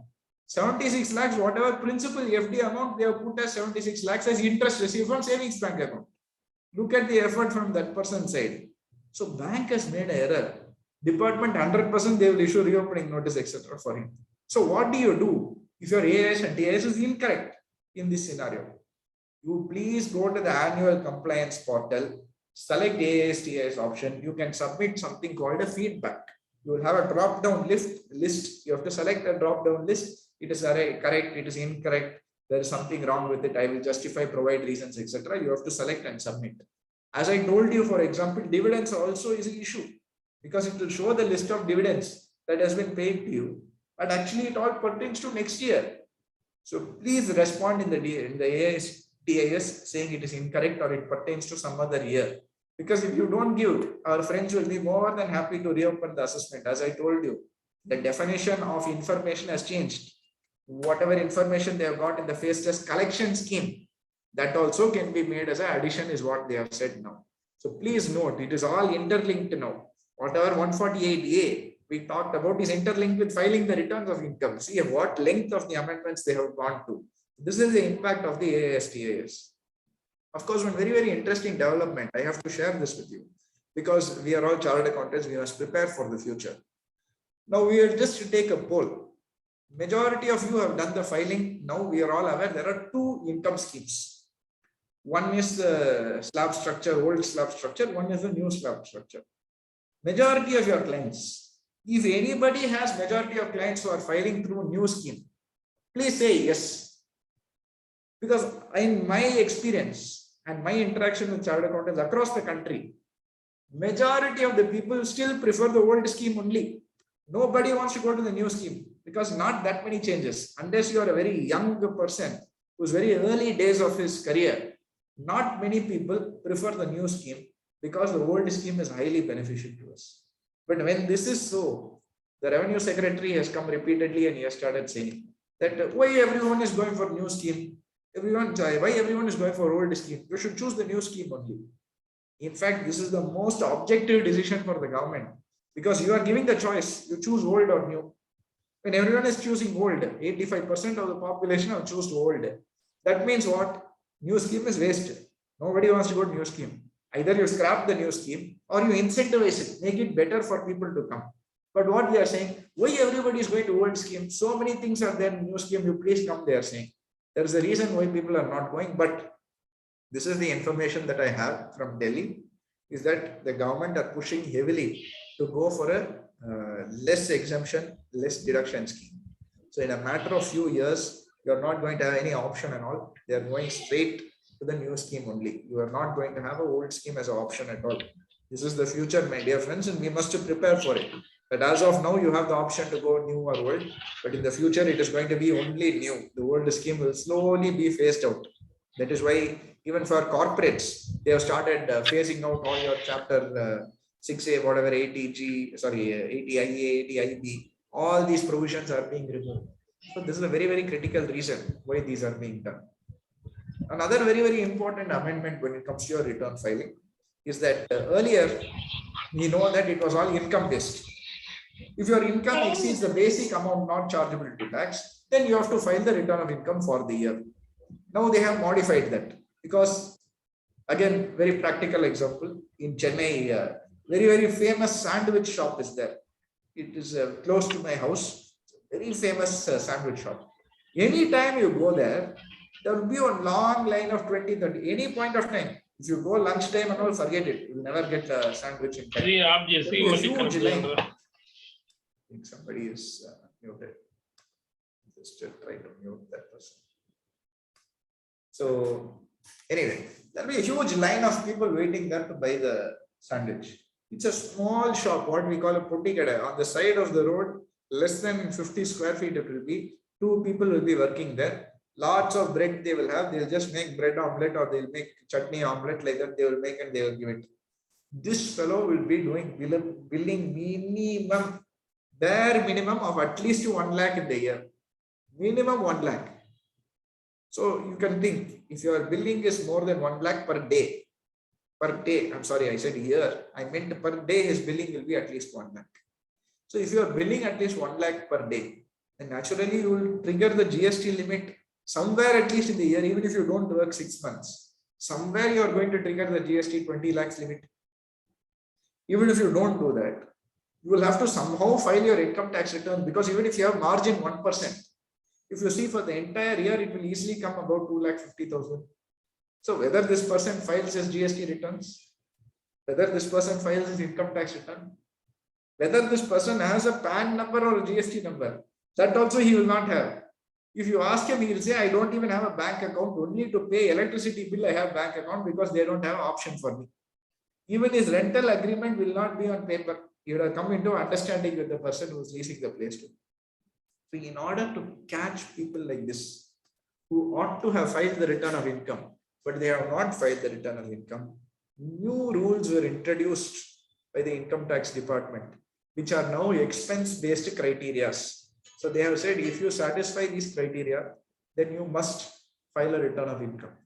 Earlier, gross total income, 2 lakh, 50, 3 lakhs or 5 lakhs. If it exceeds the gross total income, not your taxable income, gross total income before your chapter 6A deductions. If it exceeds the tax minimum amount not chargeable to tax, you have to file the return of income. What does the new provision say? There is a 7th proviso introduced, where electricity bills paid is rupees 1 lakh or more, where foreign travel for either you or any of your relatives you are paying is 2 lakhs or more, where any TDS or TCS is there, rupees 25,000 or more, you have to file the return. Now you may say, who will have TDS of 25,000 and not file the return? They will want refund, no? So naturally they will file the return. Sir, what you are forgetting, for him tax payable will be 50,000. He will pretend, sir, 25,000 TDS is there. I don't have any income, sir. I am so graceful. 25,000 I am foregoing, like that and all they will act. I have seen some cases that I have handled, that people have behaved like that. Once they find out income tax has information, suddenly they will say, sir, I will file, sir. You don't put penalty on me, sir. I will file.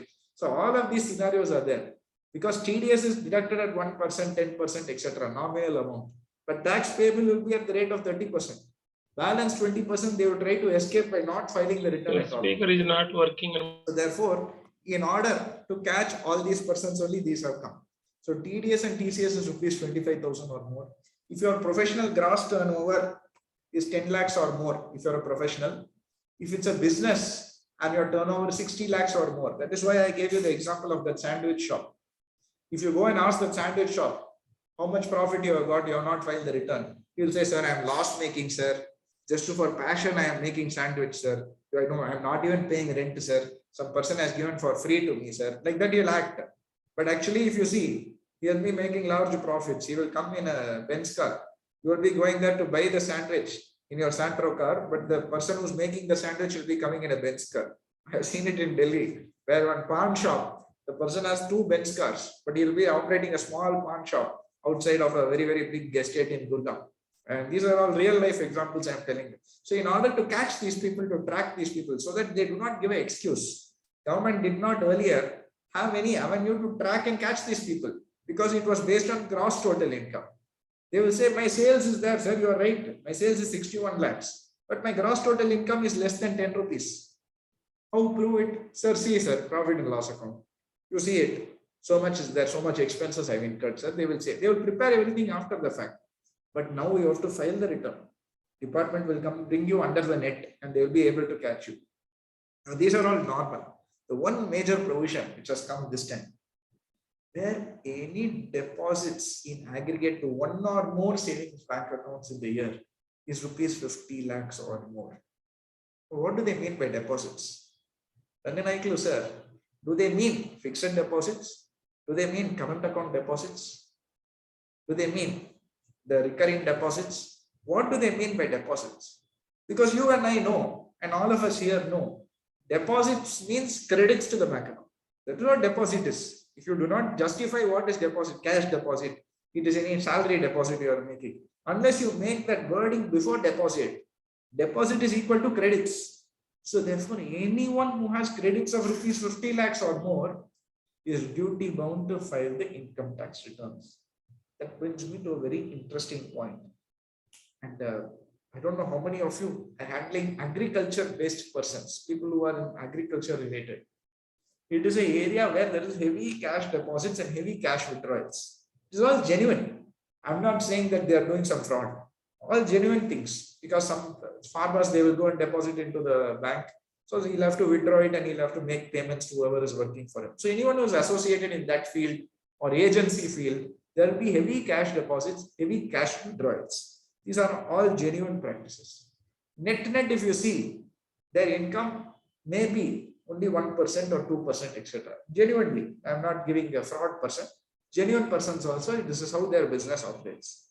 Now, if your credits to your bank account is rupees 50 lakhs or more, whether net you have a loss, profit, they are not going to see. Whether net it's agricultural income which is exempt from tax. You don't even have to pay tax. Even in those scenarios, you are duty bound to file a return of income. You have to, it's a nil return, but you have to file that return for you to claim that status. So it's a very, very important point, because in fact, there's one recent appeal case that came to me from a chartered accountant down south, where his area, they are dealing with all the Deepavali firecrackers. This assessee is an agency. They run an agency. Essentially, what they do, they buy, they sell. They get a commission. The nature of their business is commission business. They get some 2% or 3%, maximum 3%. If it is a very, very strong business they're able to do, they will not exceed 3%. What our department has done, straight away they have taken the entire credits, whatever is there as credits in the bank account, without giving any peak credit concept, without taking any of the debits, without taking any withdrawals. Straight away, entire credits has been added as unexplained income and brought to tax. This fellow was saying, sir, I don't earn more than 2 to 2.5%. Entire sales of your tax, where will I go, sir? I cannot pay the 20% tax also on appeal. So that is the current scenario that we are in. That department is very, very aggressive. We are in a faceless area where nobody is going to understand. Earlier, if it was physical, then that assessing officer will know in this area, wherever that area is in Tamil Nadu, they deal with firecrackers. So any assessing officer who is posted there, he will know that that is the nature of the business. Any agent, that is how it is practical. There is no fraud involved. That is the reality. But some person sitting somewhere in Ludhiana, Lucknow will be doing assessment. He will not be aware of firecracker industry. He will not be aware of agency. Or in simple, so much credit has come. He has not filed business return. He has simply shown commission at 2.5%. So therefore, I am going to disallow, because it is less than 8% also if you take presumptive. So entire credits has been brought to tax. So please note, this is a very important point, because I know many people don't prepare P&L and balance sheet, because accounting work is not normally done. You straight away go to return filing, etc. Now accounting work is going to become a very, very important role because of these particular amendments that have come. So preparing your P&L and balance sheet is very, very important, sir. Otherwise, entire bank statement, they will take the credits and they will make addition. So, okay, let us come to certain, nearly out of time. So we'll just take a few certain important points when it comes to your latest updates. Now, the first major change when it comes to your return of income is the residential status. Now, if you are filing for a non-resident, earlier they used to ask, who are you filing for? Resident, non-resident, R and OR. If you put non-resident, they will ask any, put a tax number for the jurisdiction you are filing from. So the first thing, tax number, what do you put? A, B, C, D, E, 1, 2, 3, 4, 5, like that you put, because we don't know what their green card number is, etc. of their non-resident. Now they have told very clearly, if you don't have any tax identification number, whatever is PAN equivalent abroad, then please put your passport number.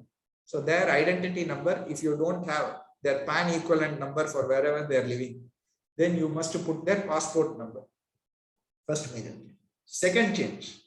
Now, if you are saying how many days they are outside India, you have to specify. Earlier, you just simply select that option over. Now you have to put how many days they were there in India in the last year, how many days they were there outside India or in India for the last 4 years. The reason being, I'll give you an example. Certain shipping clients are there, and shipping associates, taxpayers are there. They will plan their travel to India exactly like that. They will call and say, sir, I am near India. When can I come? Where should I come now or should I come after October 4th? They will ask. Correctly, in that October 2nd, 180 days are over, 182 days are over. Correctly, after that 182 days, they will come back to India. So like this, every year they will plan. They will say, sir, I am not resident, I am not resident, I am not taxable, I am not taxable. Repeatedly, they will say. There was no way of tracking to see. If you see actually that 1 year he would have been a non-resident. But if you take cumulatively for the last 4 or 5 years, 100% he would have been a non-resident. So therefore, because 4 years, you have to be 365 days if you are there in India. Current year 60 days, plus the previous 4 years, if you are there for 365 days or more, then you are considered to be a resident. Even if in each year you are a non-resident, because less than 182 days you are there in India, despite that, on aggregate, you will be considered to be a resident. So deliberately, they are asking you to furnish this information. So they will store what you are saying each year, how many days you are there in India. Then 5 years later, if you give some other figure, they will say you have only disclosed the last 4 years, how many days you are in India. You cannot come and say something else now. So please be very careful. Take the passport of your client. If they are non-resident like this, take the passport and you calculate that stamp will be there. When the immigration will put stamp when you are entering India, take that day. Whenever they are leaving India, you take that day. These are very, very important points when it comes to your non-resident.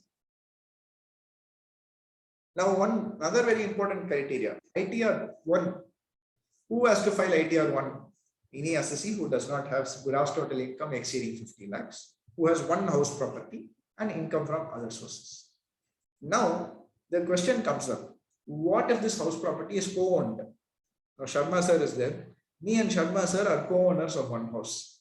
Now, here I have various incomes, whereas Sharma sir does not have any other income. Even that house is self-occupied. He is staying on one side, I am staying on the other side. So, who has to file what return?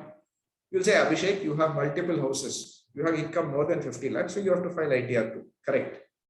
Sharma sir does not have any other income. He has gifted all his houses to his children.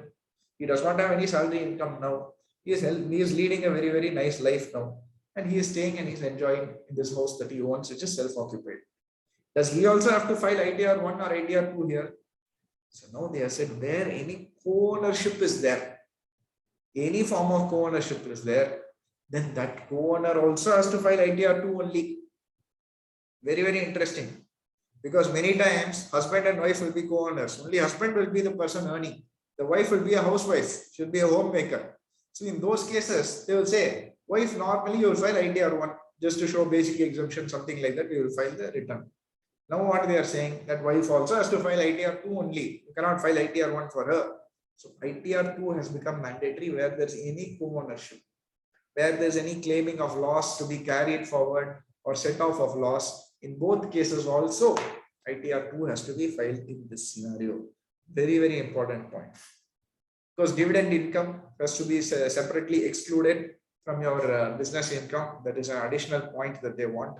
Because as you all know, now dividend income is taxable at slab rate. It is taxable at slab rate and the expenses are restricted. You cannot claim more than 15% of that dividend income. Recently increased to 20%. So maximum 20% only you can claim as expense against dividend income. Very, very funny provision. They brought to tax, okay, earlier fully exempt. Then they said 10% tax. Now they are saying 10% tax beyond 1 lakh, plus you cannot claim expense more than 20%. Why they are bringing that restriction? 57, what does it say? Any expenses incurred exclusively to earn that income, you must claim it. Suppose I am going to an expert for advice and that person is saying, you invest in this share, you go buy Tata share, you will get dividend income from that. You go buy Reliance share, tomorrow you will get dividend income. You buy this Navin fluoride, they are issuing dividend. Like that, an expert is advising. For advising, he is taking a charge. That is, I can claim it as expense, yes or no. I should be allowed. But what the government are saying, whatever income is there, you pay tax on it at slab rate. The expenses is there, then you cap it at 20%. Don't claim more than that. How is that fair? I don't know how that is fair, but that is the law today. So please note that you cannot claim more than 20% of your dividend income as an expense. So what they have said, if you are preparing your P&L will have all the credits to your income or to your account. So you will be having business income, you will be having interest income, you will be having dividend income. Then when it comes to your computation statement, you will be removing, considered separately, consider exempt income. Like that, you will be removing it from your net profit. So when you are doing that, earlier in the ITR form, dividend income was included in income from other sources. Whatever is there will get exempted. You will have to consider it separately. Now what they are saying, income from other sources other than dividend income you have to show separately. Whatever is dividend income you have to show separately. For them to track and say whether 15% you are claiming yes or no, for that purposes they are doing that. Now this is a very, very important point. Other than this, there are no major changes. In your capital gains schedule, now they are asking you to fill the year of sale and the year of purchase of your property. Okay, fine, no problem. They will calculate the indexation themselves. Earlier, you had to do the indexation and you will fill the indexed figure, you will fill. Now what they are saying, you fill the details, we will calculate the indexation for you. Okay, fine. Cost of improvement also, they want you to give a breakup. Earlier, let us assume I decide to build a house like Ambani. So each year cost of improvement, I am building one floor, 2011 one floor, 2012 another floor, 2013 one more floor, 14, 15, 16 like that. Each year I have various expenses, I am building one floor.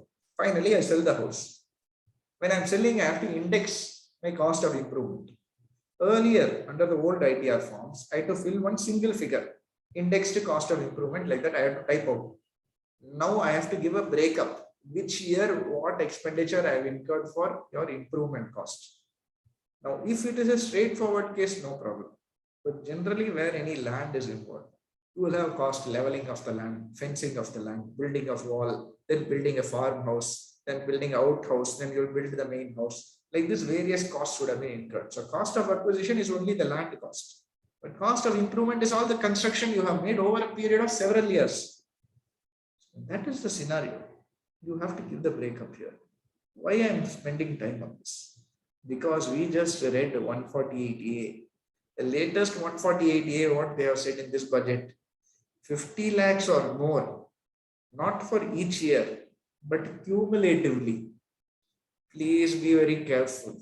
If you are not able to justify the source of that expenditure, because I have seen many times, cost of improvement, people will put whatever they want. And sir, I incurred, sir, leveling cost I did, sir, pipe and all work I had to do, sir, wall I built, sir, how much you built, sir, 12 lakhs, sir, cost of land itself 1 lakh, you built a wall for 12 lakhs, sir. You put, sir, it is okay, sir, I would have, they will tell. So we will also diligently, as obedient people, we will put it. But then now, you tell that person, sir, wall 12 lakhs, piping 15 lakhs, like that you put. If it exceeds 50 lakhs, then all those years they will reopen, sir, and if you don't explain the source, you will be in a problem.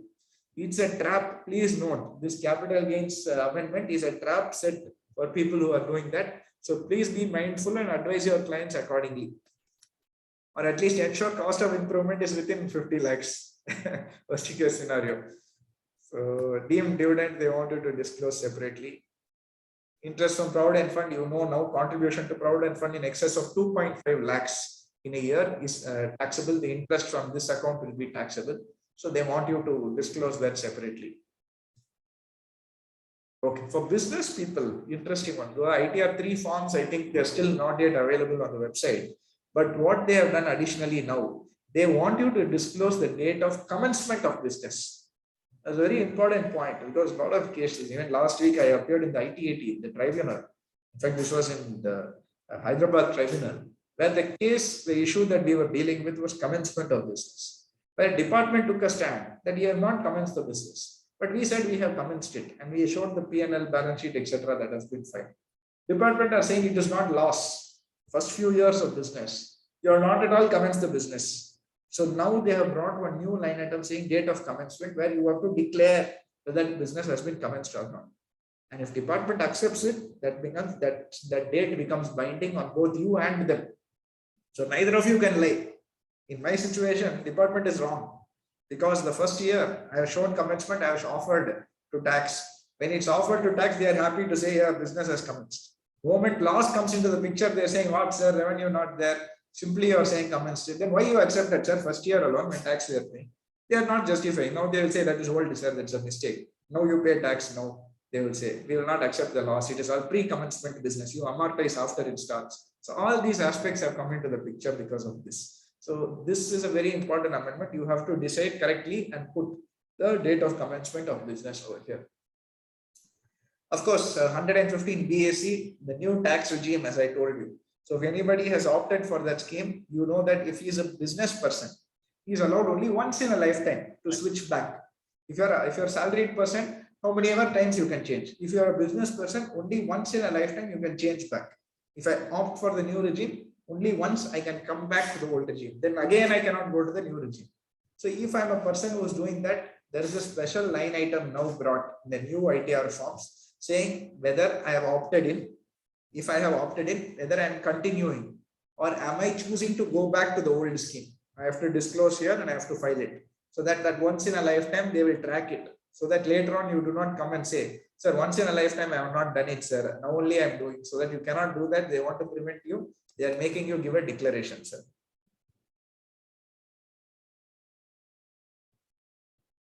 Okay. So 112A, somebody had asked me before the session, sir, whether 112A form has now been pre-filled or is it mandatory? Unfortunately, same blood only. Now also you have to fill that irritating schedule which is there, 112A, where you have to give ISIN code, highest price as on 31st March 31st January 2018, and grandfathering clause, all that you have to fill it.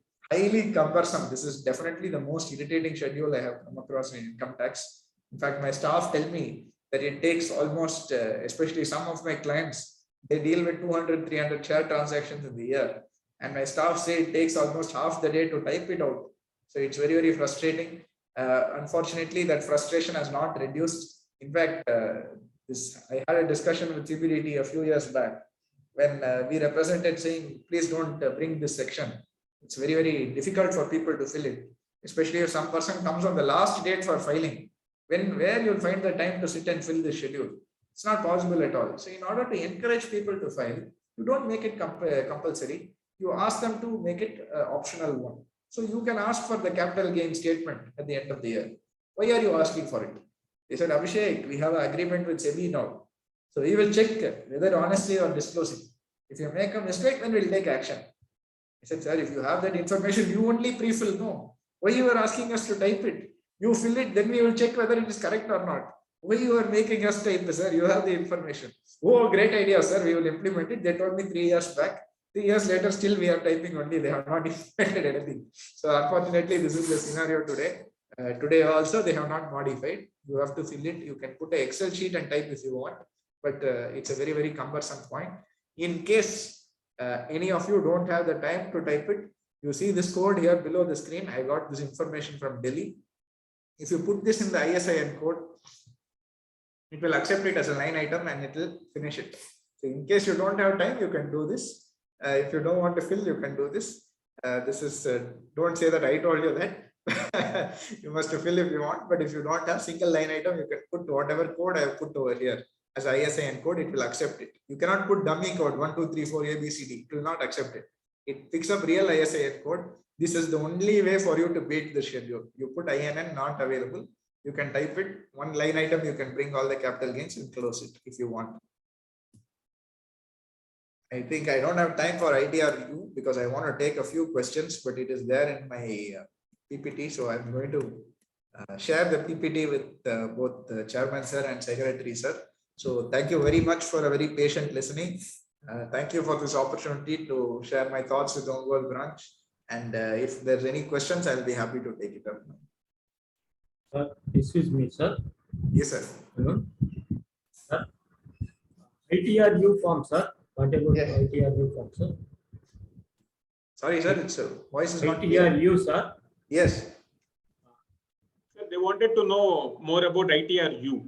Oh, you want to know about ITRU? Okay, I will try to quickly cover it. So ITRU, it was announced in this budget. And when it was announced, finance minister said, people are not able to file the return of income. So now we want to give them an opportunity to file the return of income. The small cost like that. It was very beneficial, nice of them. Because earlier, till almost, I think 5 years back, you could file how many ever years you wanted. Even 10 years returns you can file, which was very helpful for us because people will go for loan. Clients, they would have not filed, so you want to file now. All this is opportunity for you to file the return of income. Suddenly they said, no, you cannot even file the return. So what we'll do, we'll fill in Tapal and we'll go and submit it. We'll put a letter In that letter, secretly we'll enclose the return and we'll go and submit and we'll say, sir, we have filed. Like that we used to do. Now Tapal also, they said the Arsing also has to verify. And after they put signature only, you should have accept in Tapal. So they have brought a stop to all that. So there's no remedy for you to file a return of income at all. So then when they announced this in the Finance Act, I was so happy. I said, it's a very nice amendment. Then of course, I had a session, I remember, budget session I had less than 2 hours after the budget was presented. So the finance demo was uploaded almost half an hour or 40 minutes after. And in less than 2 hours, I had to read the specific provisions of ITRU. Now what they have said ITRU, whether an assessee has filed a return of income or not, up to 2 years from the end of the relevant assessment year, on payment of a small sum of money, that's what the financial small money, if you pay that, you can file the return of income. So then you read the conditions and after that you started feeling slightly bad. Because what the condition said, who can and who cannot file this ITRU, this updated return as they call it, who cannot file the updated return. If you are a person where you are reducing the tax payable, you are increasing the refund, or you are claiming excess loss, then you cannot file. So all genuine assessees, where they have missed filing the return, refund is there, 26 years, that the employer or whoever has deducted the tax, they filed their TDS return late. Before that, you have filed the return of income, revised date also over. There's no remedy for you here. What do? You have to file petition under section 119(2)(b). That is the only recourse that you have. Otherwise, you cannot file anything. So you are waiting to see how you can claim the refund. So what happens in these cases? Can I file ITRU? No. You can only file ITRU if you have reducing the tax payable, if you are increasing your refund, or you're claiming excess loss. Only in these scenarios, you can file your ITRU. In all other scenarios, you cannot file. Any person subject to search or survey, you cannot file ITRU for that year. You can file the return under ITRU only once for that year. You cannot repeatedly do it. If you take that 1 year, only one time, then you cannot once again, oh, I made a mistake, again I will change it, you cannot. So one-time opportunity only to file your ITRU. Where assessment proceedings have been initiated, let us assume for that year, I'm saying I have some income, we will see, I don't want to file the return. If income tax find out, then we will see. Then you get a notice from income tax, oh, you are not filed. Sir, I'm filing now, sir, ITRU, I will file it now, they will say. So can you file under ITRU? You cannot, it's an afterthought. So where any assessment proceedings have been initiated, in those cases, you cannot file a ITRU. So then let us come to the penalty. I told you one small fee has to be paid. Small, I am not saying, Finance Minister said. So what is the small fee we will see? So if you are filing within 12 months after the belated due date return date, then you have to pay 25% penalty. If it is after 12 months up to 24 months, 50% penalty. Now the question is 25% of what? So you have to pay the tax, you have to pay the interest. Then you have to pay 25% of tax plus interest. Then only you can file the return of income. What return? Wherever you are admitting to pay more tax. If you want refund, then you don't have any option. Forget it. If you are paying tax, you have option. You can pay that extra penalty and come. Who will file ITRU? I don't know. It does not seem very encouraging from my point of view as to who will be wanting to file ITRU. As it stands, it's not very inviting. For this, people will say, let us penalty come, we will take care at that stage. Penalty will come, we will handle it at that stage. That is what people will start saying. So I think the penalty amount is slightly on the higher side, 25 to 50%. Somebody has to bear after paying the tax. You have to first pay the tax and interest, then 25% to 50% of that amount. So then only you can file ITRU. So ITRU is not yet available again. I think my staff had checked yesterday and they said it has not come. I don't know whether it has come today. I doubt it. Otherwise, WhatsApp would have given some updates. So ITRU so far has not been made available. Only the PDF form has come. So one very procedural important thing, people who want to file under ITRU have to file ITRU plus that income tax return. If you have business income, for example, you have to file ITR3 plus ITRU. So 2 forms you have to file. It is not a single form. ITRU is not a single form. It is in addition to whatever is your regular form. So 2 forms you have to file where you are filing the updated return. So that is a key point when it comes to ITRU. I hope that is clarified, sir. Sir, what exactly does it mean, the escapement of income of 50 lakhs and above? As I told you, they will consider 3 criteria. Where there is escapement of income, where first I told you information. Some information is available. Plus the escapement is represented either in a form of asset, and in the latest Finance Act, any expenditure or any entry in the books of accounts, that will be considered for 50 lakhs.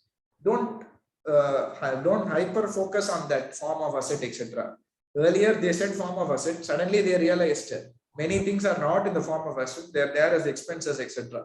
So in order to cover that, they have brought it. But whatever they were doing under the old 148, same thing they can do under 148A. So whatever is escaped income under 148, same thing only 148A, except now department does not have to satisfy reason to believe as of now.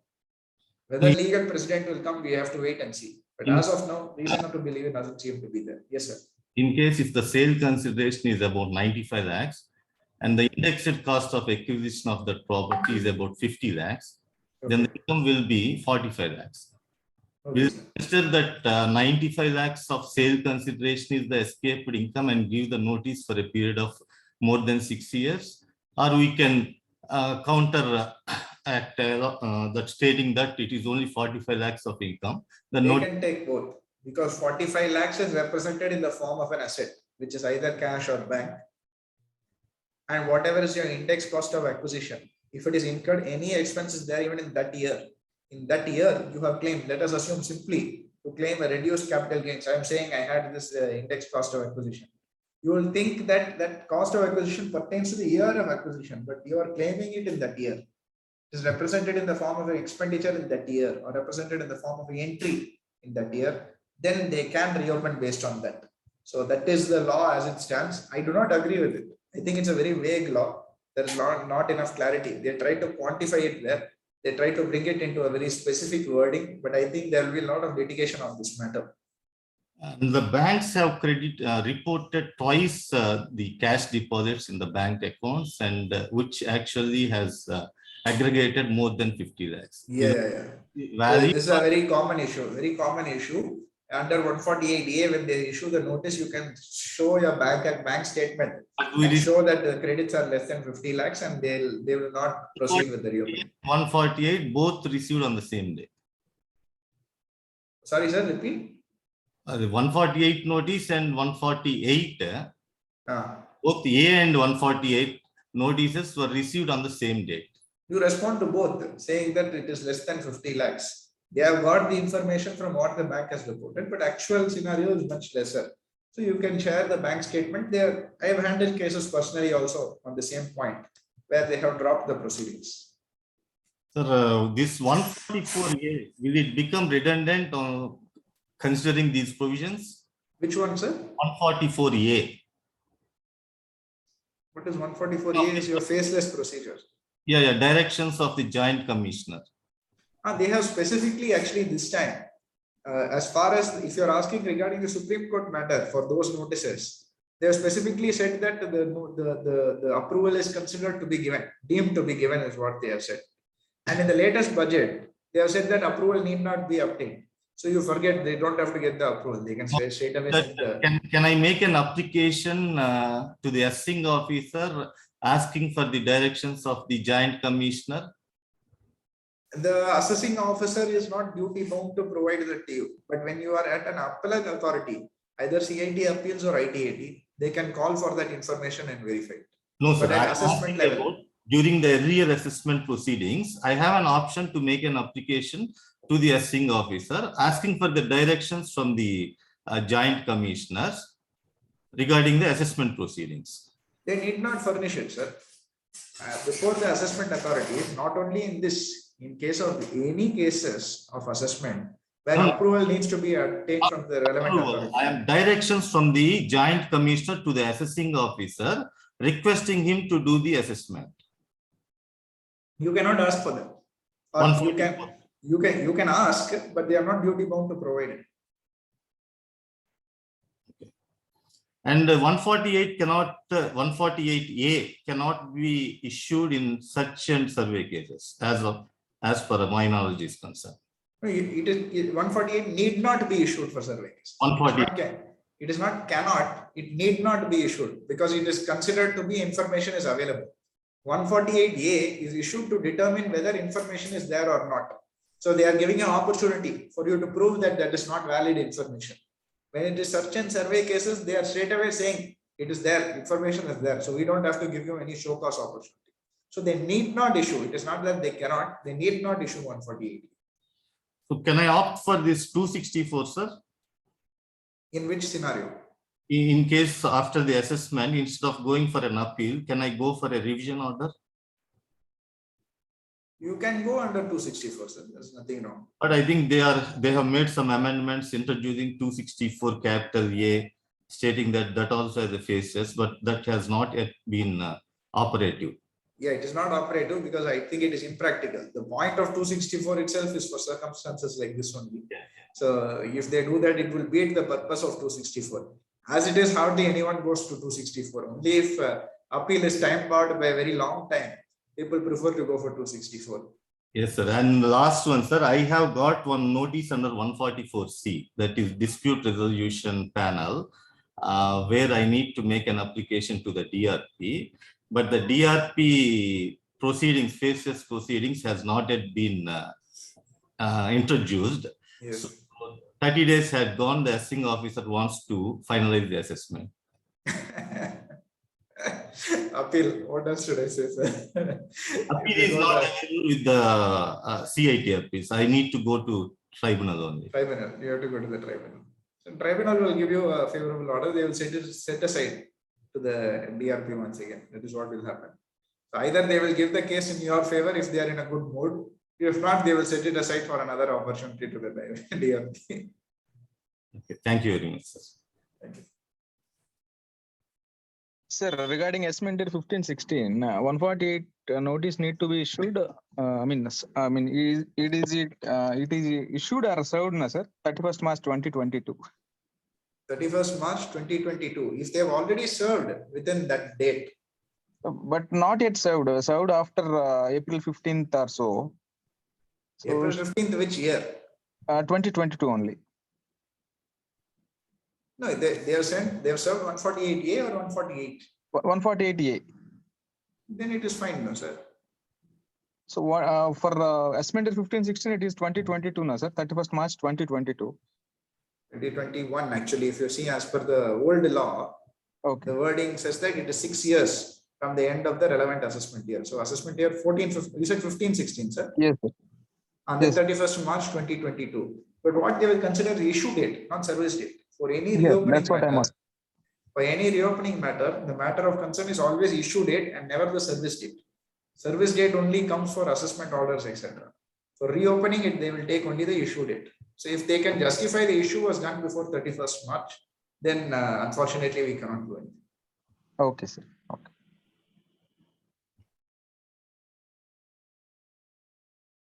I think we have covered all the questions. So thank you very much for a very patient listening.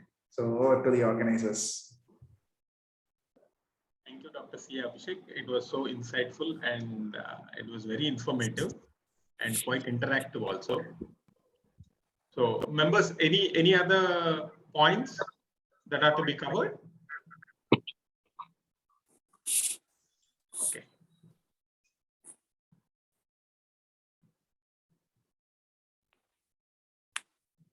Fine. So before closing the session, now I would like to play Jana Gana Mana. I would request the members to stand.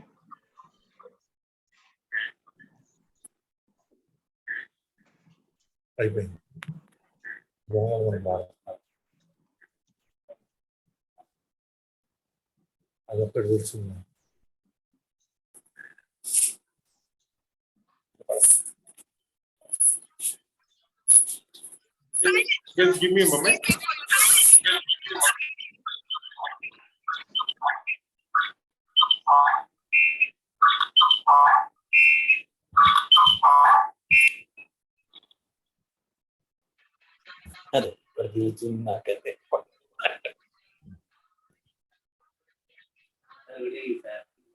Rajesh.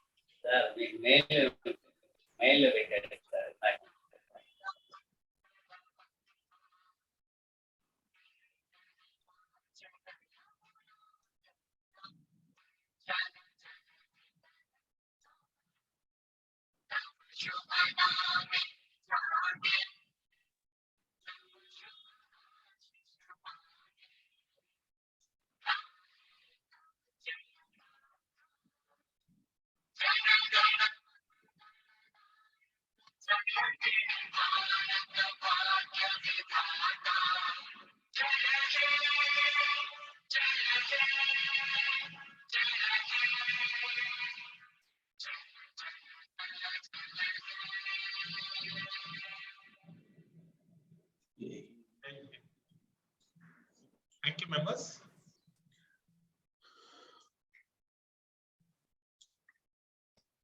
Thank you, sir. Really a nice session, Mr. Abhishek. Thank you so much. Thank you so much, sir. Your Thank you so much. PPT also, which will be helpful to our members. Pleasure is mine, sir. Thank you so much. Take care. Thank you. Good night, sir. Good night. Good night. Vote of thanks, boss. Thank you, members. Thank you for joining the session and making it so successful. Looking forward to meet you on many of the ARS meetings like this. Thank you once again. Ranga. Thank you. Okay. Thank you all the members who participate. Thank you once again, all of you.